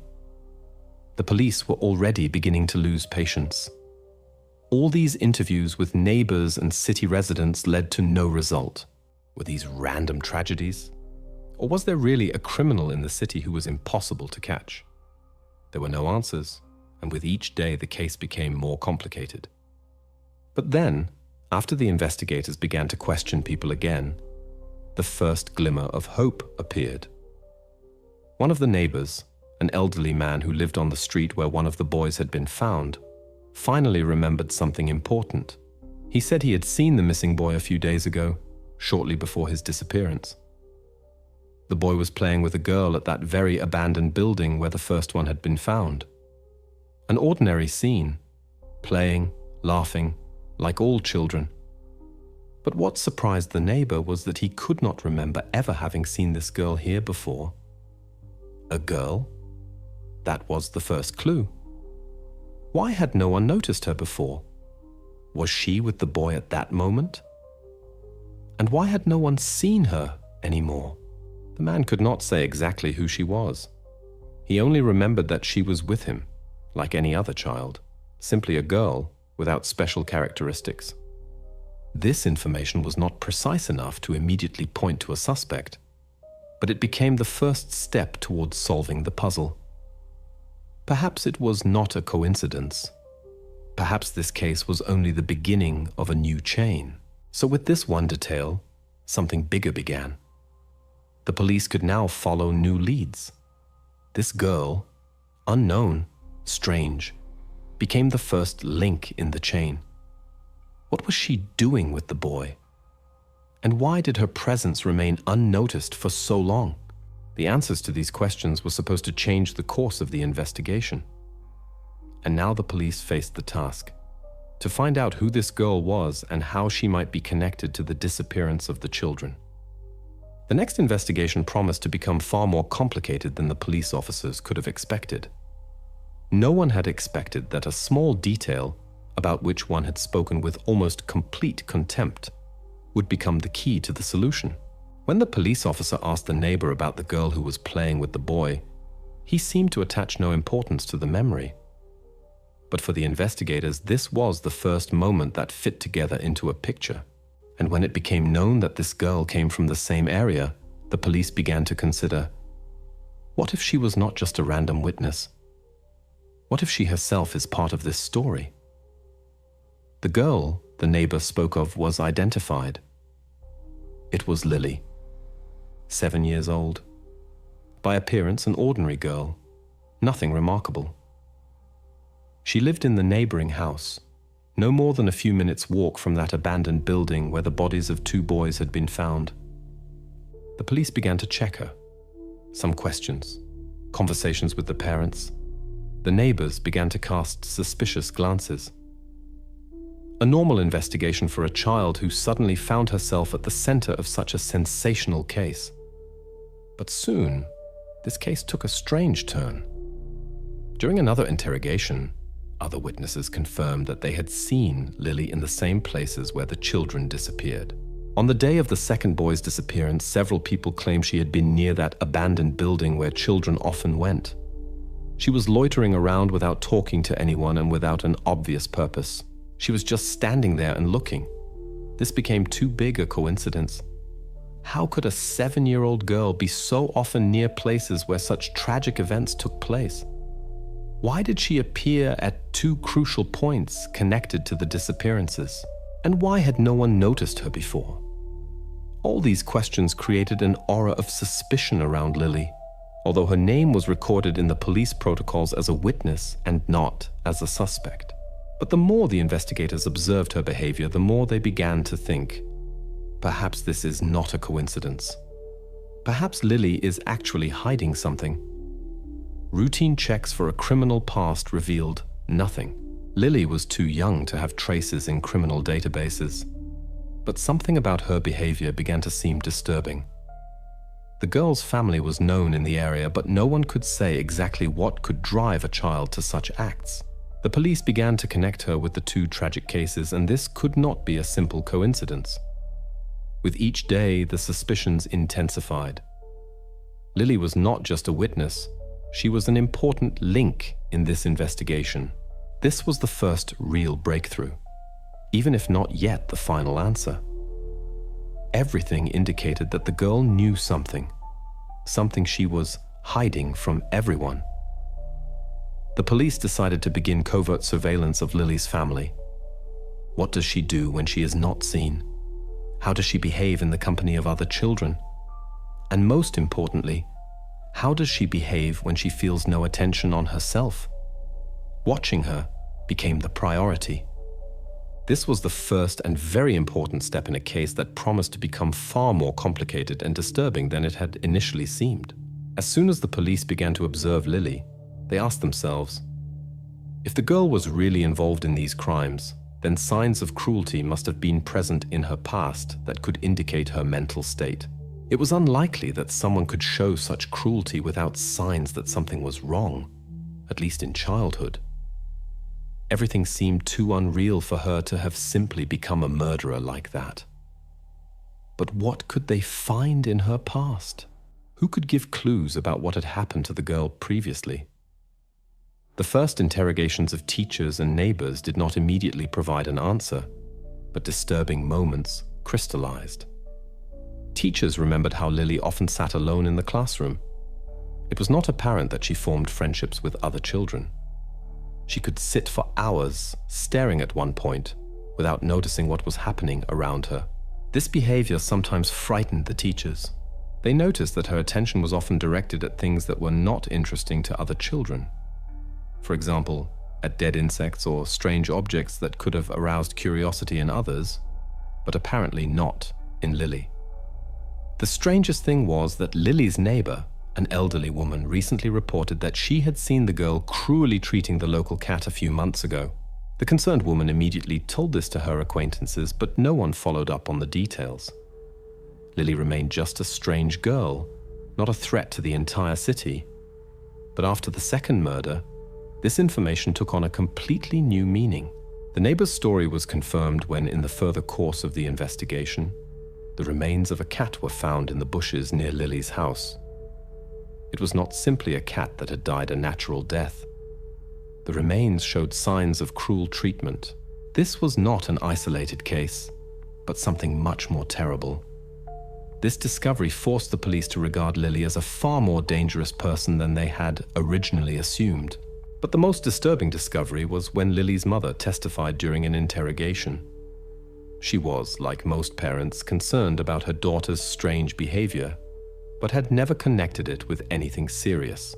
When the investigator asked a direct question whether she had noticed anything strange in her daughter's behavior, she answered almost emotionlessly, "She was always different. She could sit for hours staring at the wall without saying anything. I thought that was normal for her age." This quote recorded in the protocol sounded as if it concealed a much darker truth. What the mother considered normal became an alarming signal for the police. All these facts together created a picture in which Lily became increasingly suspicious. Her past now seemed not so harmless. This was not a random episode. In her life, there were signs of cruelty that promoted her from the category of normal child to the category of someone capable of far more terrible acts. The police were now convinced. Lily was not just a girl who found herself at the center of tragedies. She had a documented history related to cruelty, which now became an essential part of the investigation. Only one question remained. How far could this child go if all these signs of cruelty were already visible before the tragedies? The police's next step was even more thorough observation of Lily, because now they began to suspect that the girl's behavior in the present could hide far more than they could imagine. From this moment on, Lily was under constant observation. Everything she did was now carefully recorded, as if each of her steps was under a microscope. The questions about her future became increasingly unbearable for everyone involved in this investigation. Now that Lily was under constant observation, her behavior toward the families of the victims attracted police attention. It was not even strange, but disturbing. How could one even explain that a girl who was now suspected of murder went to the relatives of the killed children after the tragedies? What could she want from these people except to sow regret or fear? The police expected a strange, perhaps even aggressive reaction. But what they saw was far more inappropriate. After the burial of the first boy, Lily came to his parents' house. Without warning, she simply appeared on the threshold as if nothing terrible had happened. She entered the house and approached the mother of the deceased without any shyness. The girl simply asked her, "Do you miss him? I can bring you to him." The mother was, like everyone, shocked by such words, but she remembered them for the rest of her life. This was not just strange. It was unimaginable for someone who had just lost their child. This incident, recorded in the interrogation protocol, became the first step toward realizing that Lily was not just a strange girl. She was completely alien to what was happening around her. It seemed as if she felt neither pain, nor fear, nor regret. The questions she asked made no sense, Because how can a child suspected of murder calmly ask whether a mother misses her deceased son? And this was no coincidence. A few weeks later, after the second murder, Lily appeared again at a funeral. She came to the burial of the second boy and stood, as the first time, apart and observed the crying relatives. No one could understand what she was doing here. Why was she here? She did not try to speak with the victims' relatives, showed neither compassion nor any emotions. She just stood there and looked, as if everything that was happening had no meaning for her whatsoever. Her presence at the burial of the second family was not just strange, it was provocative. As if she was not avoiding the tragedy, but on the contrary felt drawn to it. This was more than just interest. It was behavior that was difficult to explain against the background of everything that was happening. Who could act this way if not someone who was hiding something? Someone who felt comfortable while other people were going through unimaginable suffering. With each such action, Lily became more suspicious. In her actions, there was neither fear nor shame. The police understood that her behavior strengthened their suspicions. The girl was not just involved in the tragedy, she seemed to enjoy it. Perhaps this was the beginning of something bigger. Something that could explain her actions, but for that one had to understand what was hidden in her head. Now the police knew exactly. Lily was not just a strange girl, she was dangerous. And her behavior at the funerals only confirmed that she was far more cold-blooded and cruel than one could have imagined. The police were already beginning to formulate hypotheses that behind her behavior was hidden not just curiosity, but something much darker. It was then decided that she had to be observed even more closely to clarify this. When all attention was concentrated on Lily, the investigators began to understand that the story might not be as simple as it seemed at first glance. The girl was essentially a strange figure who only caused confusion and fear among those around her. But the deeper the investigations went, the more they began to doubt that she could have acted alone. What if someone else was behind it? Someone who perhaps was not such an obvious suspect but played their role in these tragedies? With this question, the police turned again to the witnesses. They began to question everyone again who might know something about Lily and her environment, who might have noticed any details. And at some point, one of the witnesses told them that he had often seen another, older girl next to Lily. This girl often appeared next to Lily, followed her, but did not participate in the games or activities that one normally observed in children. The girl was not obviously suspicious, but her presence next to Lily could not go unnoticed. The investigators began questioning people in the area, and soon it became clear. This was a girl who was older than Lily. Her name was Sarah. She was 10 years old. These two children, Lily and Sarah, were often seen together in the most unexpected places, at abandoned buildings, at exactly the points that were connected with the disappearance of the children. Sarah did not stand out compared to the others. No one considered her particularly strange. What really worried the police, however, was that Sarah was often near Lily at the time of the tragedies. And now they had a new figure, a potential accomplice. The police decided to summon Sarah for questioning. Unlike Lily, who was self-confident and showed no particular stress, Sarah was visibly frightened.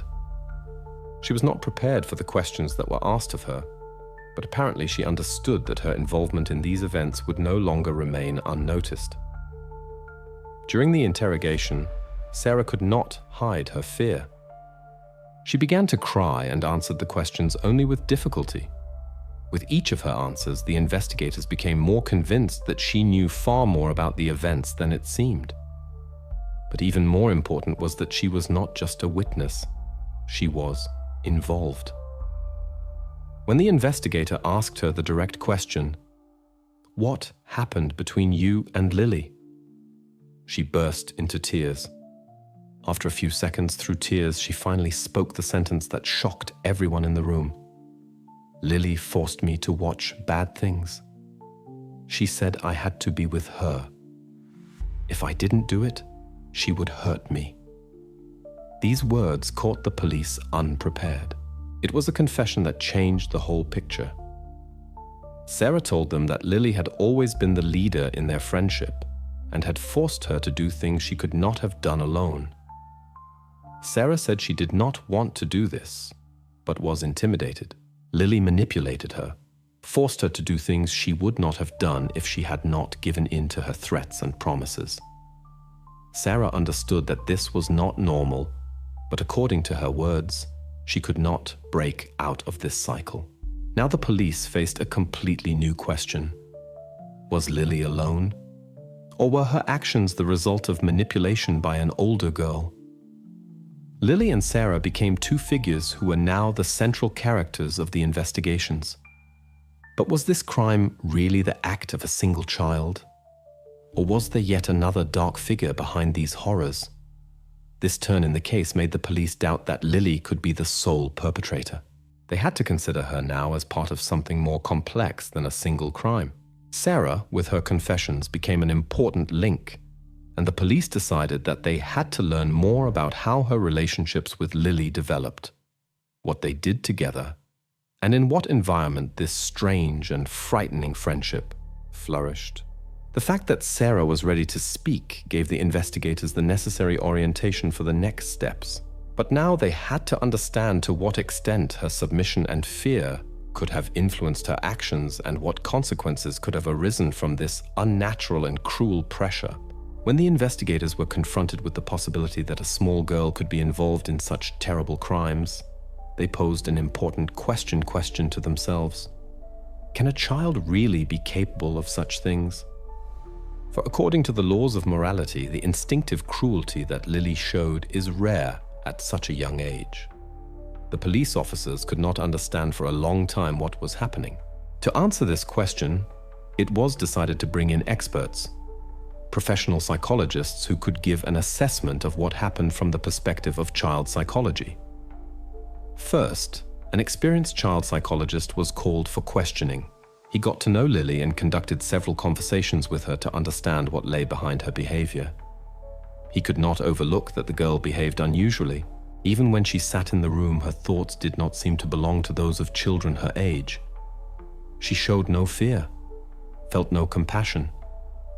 It seemed as if her world was completely separated from emotions. The subject shows no empathy, the expert wrote in his assessment. He also noted that Lily showed signs of psychopathy, which was confirmed by her attitude toward her environment.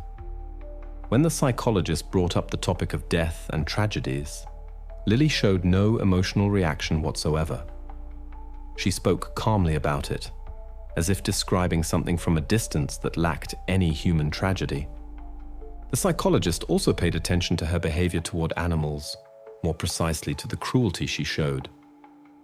When Lily was younger, she did not hesitate to torture small animals. This was recorded by residents, and this information now gained more and more significance. Instead of playing with children or caring for pets, Lily preferred to observe the suffering of animals, sometimes even until their agonizing death. It was also significant that the girl did not avoid tragedies, but on the contrary felt drawn to them. She visited the houses of the parents of the deceased and asked strange questions. In her eyes there was no fear, no regret, not even interest. All that was there was a kind of cold curiosity, as if Lily felt nothing of what was happening around her. After numerous consultations, the psychologists came to the conclusion that Lily was indeed capable of cruel acts. She lacked what one calls normal human feelings like empathy and compassion. This made her a potential criminal, but also created additional questions for the investigation. For the ability for cruelty that manifests at such a young age often indicates more serious psychological problems. And although she was still a child, she could commit crimes that most adults would not think of. The expert analysis gave an answer to the question that had tormented the police from the beginning of the investigation. Can a child be capable of such things? And the answer was clear. Yes, Lily could commit these crimes. But this also confronted the investigators with a new question that brought the case into a new phase. How could her guilt be proven? For despite her coldness and lack of empathy, she remained a child, and the law always placed additional requirements when it came to children. The difficulties were just beginning. Now the police faced the task of not only collecting evidence that would lead to a conviction, but also understanding how to build the case precisely so that not a single detail would escape the attention of the court. The whole time, the police were convinced that Lily was the main figure of the investigation. Everything pointed to her. Her strange behavior, her lack of empathy, her cruelty, and her manipulations toward others. But during Sarah's questioning, everything changed. What Sarah said during the questioning began to call into question not only her own role in the events, but also the entire chain of accusations against Lily. And suddenly, almost unexpectedly, the investigation found itself on a false trail. Initially, everything looked convincing. Sarah accused Lily of allegedly forcing her to participate in terrible acts. Sarah told how Lily had manipulated, intimidated, and forced her to look at bad things. But when the investigators asked her more detailed questions, her answers began to get tangled. First, Sarah claimed that Lily had been directly involved in everything, and then, when questioned more persistently, she suddenly changed her version and said that Lily had not been there at all. She told that she could not remember her own actions at all when she was near the crime scenes. It increasingly gave the impression that Sarah was trying to hide something. The investigators, who understood that her statements were contradictory, decided to check her alibi for the time of the second murder. This was a crucial decision. Strange as it may sound, for the investigation it became a matter of honor. If Sarah was lying after all, it had to be revealed why she was doing it. They contacted her family and asked for confirmation of her whereabouts at the time of the second murder. The answer came quickly. Sarah's parents assured that she was at home on the day of the second crime. They confirmed that the girl had not gone anywhere, and certainly not near the crime scene. The family had noticed nothing unusual about her behavior that day. Sarah's statements, which initially could have been decisive for the investigation, now looked like manipulation on her part. This made the police think, perhaps she was really just trying to shift the blame onto Lily out of fear for her own situation. Perhaps she was just an intimidated witness who did not know how to get out of this situation and had exaggerated in her statements. The police came to the conclusion that the older girl most likely had nothing to do with the crimes. Yes, her behavior was strange, but now one could assert with certainty that she was not an accomplice, as had been previously assumed. Her statements had no solid foundation, and her attempts to accuse Lily seemed increasingly disproportionate. Apparently, she was indeed more a victim of manipulations than a real accomplice. This version about Sarah hit the investigators like a cold shower, but now they understood that Lily was possibly the only suspect. The attention of the investigation focused again on Lily. The fact that the second suspect, Sarah, was removed from the list of possible culprits forced the investigators to concentrate only on one girl. Her behavior remained paradoxical, but now everything pointed to her as the main perpetrator of the crimes.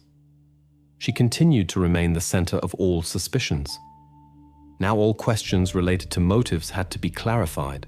Lily was the only link that connected all parts of this tragedy. The police could no longer ignore her role in these events. But now they faced a different task: to find such evidence that would confirm her guilt. Many questions still remained unanswered, but the investigation finally came to the conclusion that most likely Lily was the originator of this nightmare. The next step was obvious. The police had to focus on finding the evidence that would help prove Lily's guilt. But as is known, in such cases one must be prepared for every turn, which means that the investigators must be prepared for unexpected discoveries that can appear at the most unexpected moment. After the investigation had focused on Lily, an important question arose that was still hanging in the air. Yes, her behavior was strange and even eerie, her connection to the murders obvious, but what could be the actual cause of such cruelty? Why could a girl of only 7 years show such cruelty and emotional coldness? The investigation seemed to have no answers to these questions. Were such acts simply the result of bad upbringing, or was there something darker in her life that could lead her to such acts? The police began to dig deeper. All attention turned to her family, to her mother. This was the moment when the investigation tried to answer the question of why through the connection to Lily's past. The answers they received were, to say the least, shocking. Lily's mother seemed like an ordinary woman at first glance, but as it turned out, she herself was far from being in order. The questioning conducted with her revealed a terrible truth. It turned out that she suffered from a mental disorder and her condition worsened from year to year. In the files of social services, there were complaints from neighbors who had repeatedly heard screams from their house, complaints about aggression, strange outbursts of violence. She seemed unable to cope with her own life, and her emotional state increasingly heated up the atmosphere in the house.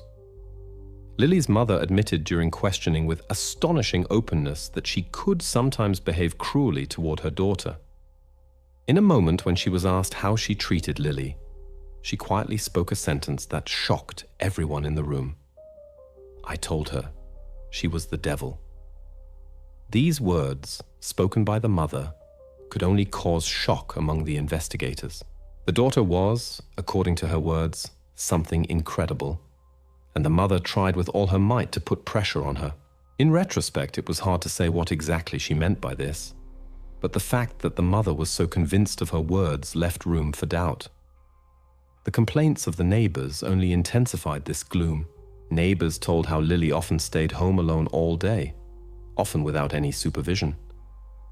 Lily's mother went to work and the girl remained locked in the house where there were neither other children nor adults.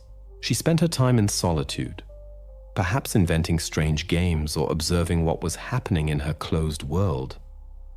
Undoubtedly, such living conditions could play a role in shaping her inner world, in how she perceived her surroundings. Such an experience was catastrophic for a child.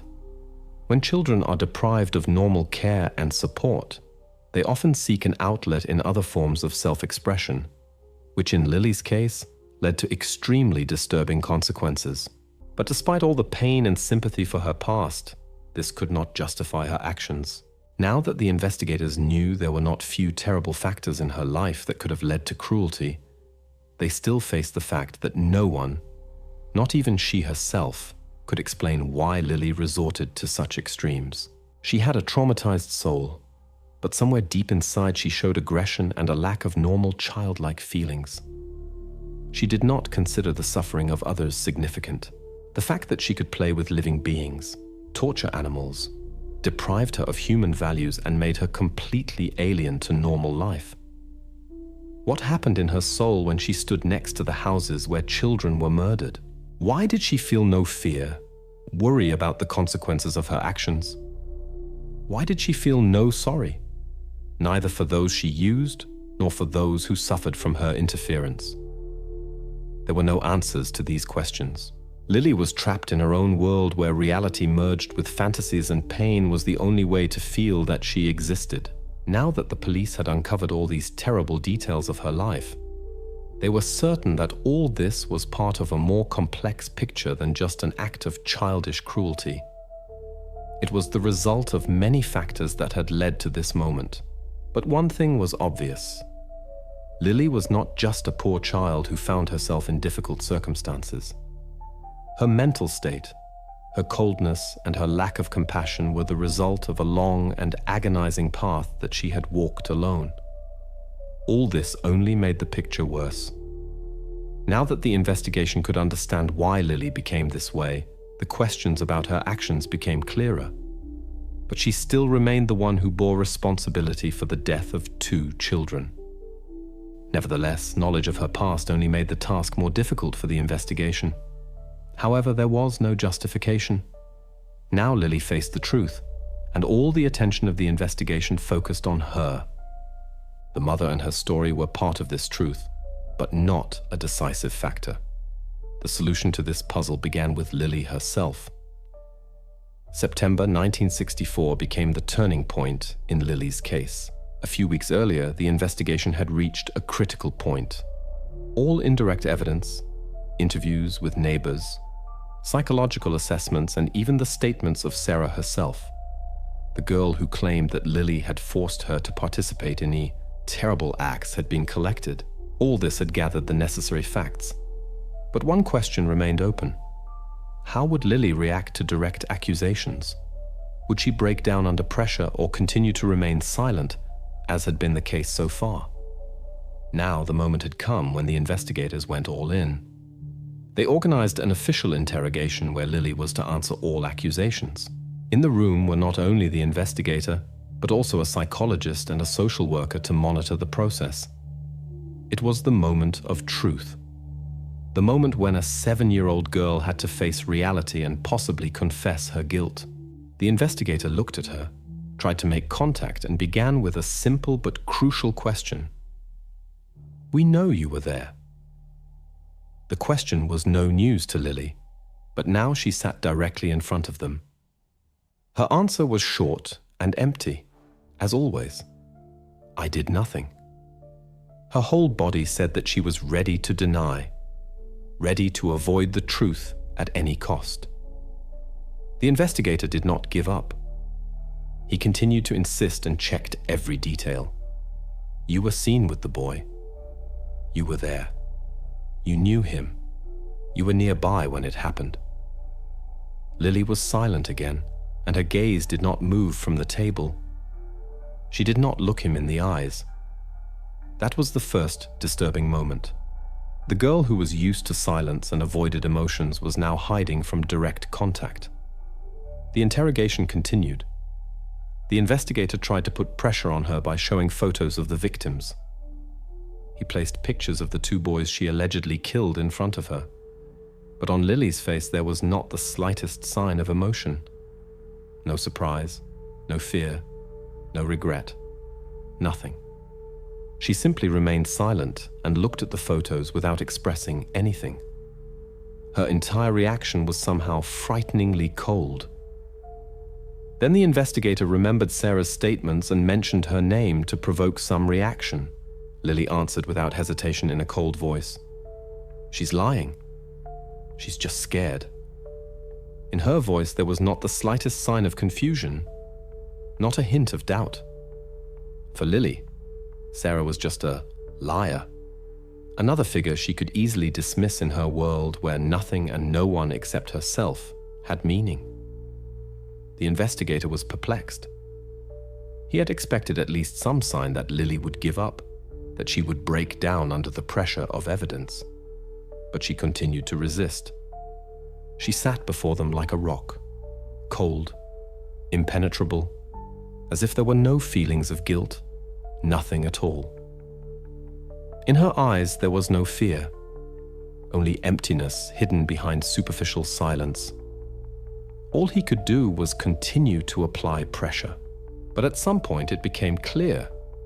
His usual methods would not work with this girl. She was not like other children who would have cried, repented, or at least begun to justify themselves. Lily was something else. And now the investigator understood that to break her, he had to choose a different approach. Time passed, and it was like a game of nerves. The investigator, who had given up on the usual psychological tricks, decided to move to a more cunning strategy. He knew there was a small but important circumstance that could lure Lily out of her silent hiding place. He looked at her attentively and said, almost with sarcasm, "You don't think you'll remain unnoticed. We know you did it, and we know exactly how it happened. You left traces that we can find." He made it clear that the investigators had information that Lily could not ignore. He paused and let her imagination run free to paint a terrible picture. Her reaction was delayed, as if she was trying to understand what had just been said to her. And then, after a few seconds, she looked back at the investigator. But now there was a shadow of doubt in her eyes. All he had to do was ask the next question, a question that only the murderer could answer correctly. This question might be small, but it was significant. It decided everything. "You left traces at the crime scene," he said confidently. "How could you avoid that?" The little girl suddenly froze, as if she had been caught. Her fingers barely noticeably clawed into the armrest of the chair. That was the moment when everything could change. Lily remained silent, but in her silence, in her motionlessness, was hidden the truth she could not hide. She did not break down, but it was obvious that she was hiding something. Now the investigators knew. They had reached the edge. Lily was the only source of information. Her silence was her protection, but it also cornered her. The conclusion was one. In this confrontation, the investigation could only wait to see what would happen next. What would the girl say? Would she break down or continue to keep everything secret? The next confrontation with Lily could be decisive. The investigators, sensing that Lily was beginning to lose control, decided to resort to a ruse. After long silence and her attempts to deny everything confidently, they understood that something new was needed, a fact that would force her to face reality. It was less a trap than rather a test of her reaction to a moment that would be a surprise for her. And now the moment had come when they were ready to ask her the question that could reveal everything.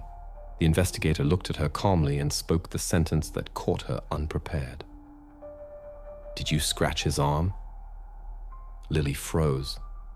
That was exactly the question that could expose her lie if she tried to hide traces of the crime. But the investigators had not expected her to answer so confidently. On the body of one of the boys, there were no scratches, and this fact, which the police valued, was known only to them. It was part of the investigation that had not yet been published in the press, and no one except the investigators knew about it. The trap consisted in the fact that Lily could not know this fact, but she answered immediately, as expected. "No, I didn't scratch him. He just fell down when I strangled him and dropped his blue toy car," she said. This answer was a real shock. Lily had not only not fallen for their lie, but had also revealed exactly the key element that could have turned everything around. The blue toy car. Exactly the toy that was found under the body of the second boy. This fact had not been revealed in the press. Only the police knew about it. And what was more important, only she knew about it. The murderer. This moment was the breakthrough. Lily said something that no one except her and those directly involved with the investigation could know. And in this moment, everything became clear. She was not just a suspect, she was the murderer. Her answer became irrefutable proof of her guilt. She had not even noticed that exactly this moment became decisive. Now the investigators had no more doubts. Lily's answer left no room for speculation. The blue toy car that had fallen during the commission of the crime, that was a detail that random witnesses could not know. Lily had walked into a trap, and her own confession became the evidence that was worth more than all her previous answers. That was the most important discovery, and it tightened the noose around her definitively. But now a new question arose. What would she do next? How would she defend herself? The investigators now had the opportunity to advance further, but as always, every step required caution. Lily proved to be not such a simple figure as they had thought. When the investigator spoke this sentence, everything seemed to stand still. He did not scream, did not raise his voice, did not try to intimidate her. He simply said, "Nobody knew about the toy car, Lily." These words echoed in the room, and in this moment something broke in her small world. She understood that she could no longer deny the obvious, but instead of crying, breaking down, or even being confused, Lily simply froze. Her face remained as calm as before. Even in this moment, when everything seemed decided, she showed not the slightest sign of remorse. The pause dragged on, and the investigator watched her reaction attentively. He knew that she had heard what he had said, and now he had to understand what she would decide. During the entire interrogation, she had shown no emotions, and now it was particularly striking. She did not panic, did not begin to justify herself, did not try to destroy her own lie. She just sat there, silent. In her eyes, there was no fear. It was something else. Unexpectedly for everyone, Lily began to speak. She did not sob, did not try to justify herself. She simply began to tell. Everything that had happened was laid out coldly and mechanically, as if she was only retelling events that had nothing personal for her. I strangled them because they were too loud, she said, without changing her intonation. It sounded as if she was speaking about something completely ordinary, perhaps even everyday. I did it quickly so they wouldn't scream, she continued. She emphasized no details, tried to evoke no pity, did not apologize. She simply spoke as if she had been assigned to write a report. Her words continued, and there was neither fear nor doubt in them. She tried to hide nothing, showed not the slightest hint of emotions.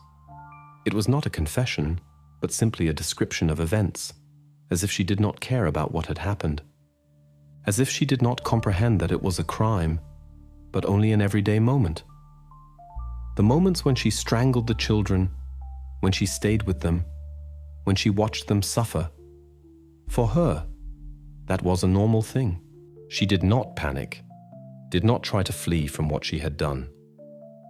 In the moment of recognizing her mistake, when she understood that she could no longer deny the truth, she simply continued speaking. It was not a confession, but a factual presentation of events. She spoke as if telling about the mistakes of others, not her own. And in this there was neither regret nor remorse. For her, it was an ordinary matter that required no special emotions. This moment became the turning point. Lily finally confessed, but not as it normally happens in children's films, with sobbing and confessions. She did not pity herself, did not try to explain why everything had happened. For her, it was like fulfilling an obligation, something she had to do to continue her life without changes. The investigator, who understood that he now had everything to close this case, remained sitting with the same cold facial expression. He knew that nothing could change the fact that Lily was guilty. She had admitted everything herself. The answer to the question that had tormented him for so long, what was the cause of her cruelty, now became much clearer. But in these words, in this openness, there was not a spark of human warmth. And that was perhaps the most terrible thing. Lily showed not the slightest hint of remorse, and her confession was like a final point in a story that shook everyone who had to do with this investigation. The investigators understood. They could no longer search for justifications for her actions. Lily was a dangerous person, and now they just had to bring the case to an end to restore justice. After Lily had confessed to the murders, the investigators could finally get an exact picture of how everything had proceeded. It was clear who it was, but the question remained: how exactly had she committed these terrible acts? How could a small girl so calmly and methodically commit such horrific crimes? Exactly on this point, the investigation concentrated, and now they wanted to reconstruct all events step by step. The investigators asked Lily to perform a reconstruction of the crimes. Based on her statements, it became clear that everything was thought through and carefully planned. Lily lured, according to her words, her victims under the pretext of a game to remote, lonely places. She invited them for a walk, or simply said they could play with her. In her world full of loneliness and cold-bloodedness, this seemed to be not just a game. It was a way to keep the situation under control, a way to deal with the feeling of power. Her victims, suspecting nothing, followed her. She led them to where no one could help. There, in the loneliness, she acted. Lily strangled them. Everything she did, she did dispassionately, cold-bloodedly, with a perverted calm. She did not try to stop, worried about nothing. When the deed was accomplished, she simply went away, leaving behind dead silence and emptiness. After she had returned home, everything began anew. Lily observed the search actions. She quietly followed how the adults tried to find the missing children. She knew that the police were combing every corner of the city, that the relatives were worried. And then, the funerals. Lily was there again. She stood quietly aside and observed how the parents lost hope, how they broke from grief. Their suffering did not concern her. It triggered neither pain nor pity in her soul. She observed their emotions because that was the only thing she could feel. The feelings of others were like a performance for her. Every phase, from luring the children to their death and afterwards, when she was again with those who suffered, was part of her own psychological process. The entire sequence of actions was deprived of any human empathy. It was a cold-blooded and planned sequence of steps that followed a logic that only she could understand. The answer to the question of how it happened was simple. It was no accident. Everything was thought through. Lily did not just play with children. She used them. She manipulated them to experience control, to feel power. Each of her steps, each of her actions, including watching the funerals, was part of her perverted need for dominance. The reconstruction proved that Lily was not a random victim of circumstances. She was the main figure in her own game, in her own world, in which there was no place for pity, in which a human life was worth nothing, and where the suffering of others was for her only a backdrop for her own goals. Everything that happened was part of her thought-through plan, her cold-blooded sequence. That was the end of the whole story. Now the investigation fully understood how it had happened. No questions remained open. Lily did not only kill children, she manipulated them, staged her own scene, which could only end as she herself had planned it. January 1965. The trial that should have been the culmination of this terrible case did not resemble the usual court proceedings. The question of punishment stood before the judge, not as simple justice, but as a moral dilemma that had to be solved under conditions in which the laws themselves did not seem ready for such a case. Everything was proven. Lily had confessed. The investigation had gathered all the facts, statements, and her actions were cold-blooded enough to leave not the slightest doubt. But there was a crucial point. The criminal was a child. How should the law deal with a 7-year-old murderer? What is the punishment for someone who cannot yet fully understand the consequences of their actions, but has already done such terrible things? In the courtroom, despite the severity of the accusations, there was a strange silence. The very young age of the accused called everything into question. Can a 7-year-old child be sentenced like an adult? Or must the justice system act differently, taking into account her age and mental state?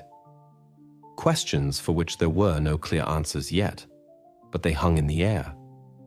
The psychiatrists summoned to the trial presented the court with an assessment of Lily's condition. They all agreed. She posed a danger to society.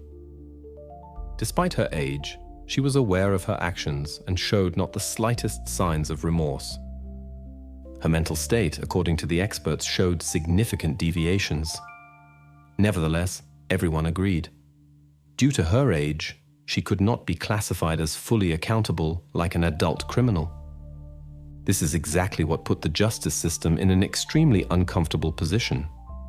The court found Lily guilty of 2 murders, but as expected, due to her age, she could not be sent to prison. It seemed to be a paradox. A criminal who had committed such terrible acts but had not yet reached the age at which she could be legally punished. And so what remained? The court, judging her dangerousness and mental state, decided that in this case the only possible punishment could be a psychiatric clinic. Lily was sentenced to an indefinite stay in a high-security psychiatric clinic. She was to remain there until she was deemed no longer dangerous to society.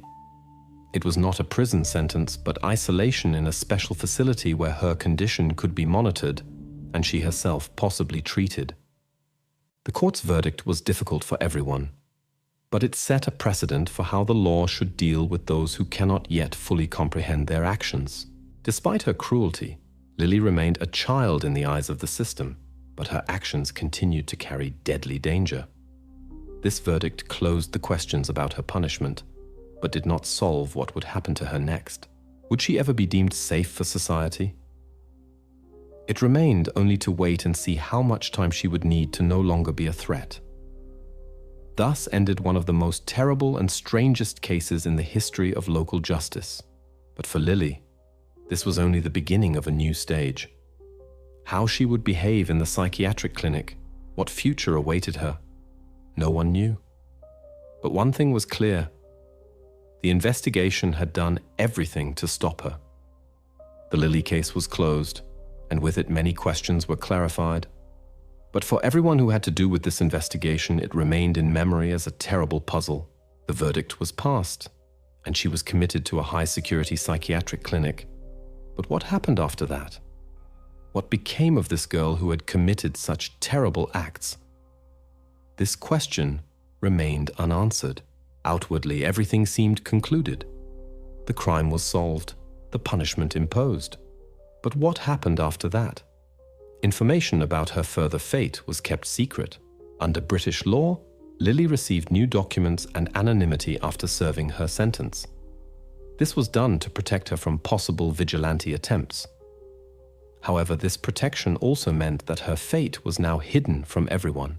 No information was available about where she was or what happened to her next. She was released, but where she is now, no one knew. For the residents, for those who remembered her crimes, this fact was hard to accept. How is this possible? She simply disappears. How can one forget a girl who became the embodiment of terrible cruelty and then suddenly vanished without a trace? Because questions remained. How is she now? Has she been able to change?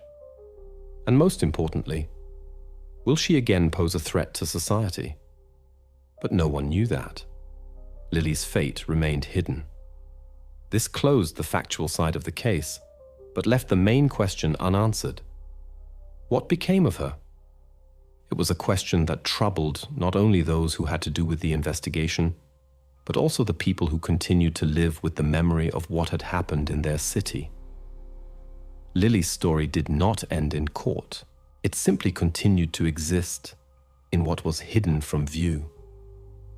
Lily became part of a story that everyone would like to forget, but which remained in memory as something inexplicable, strange, and terrible.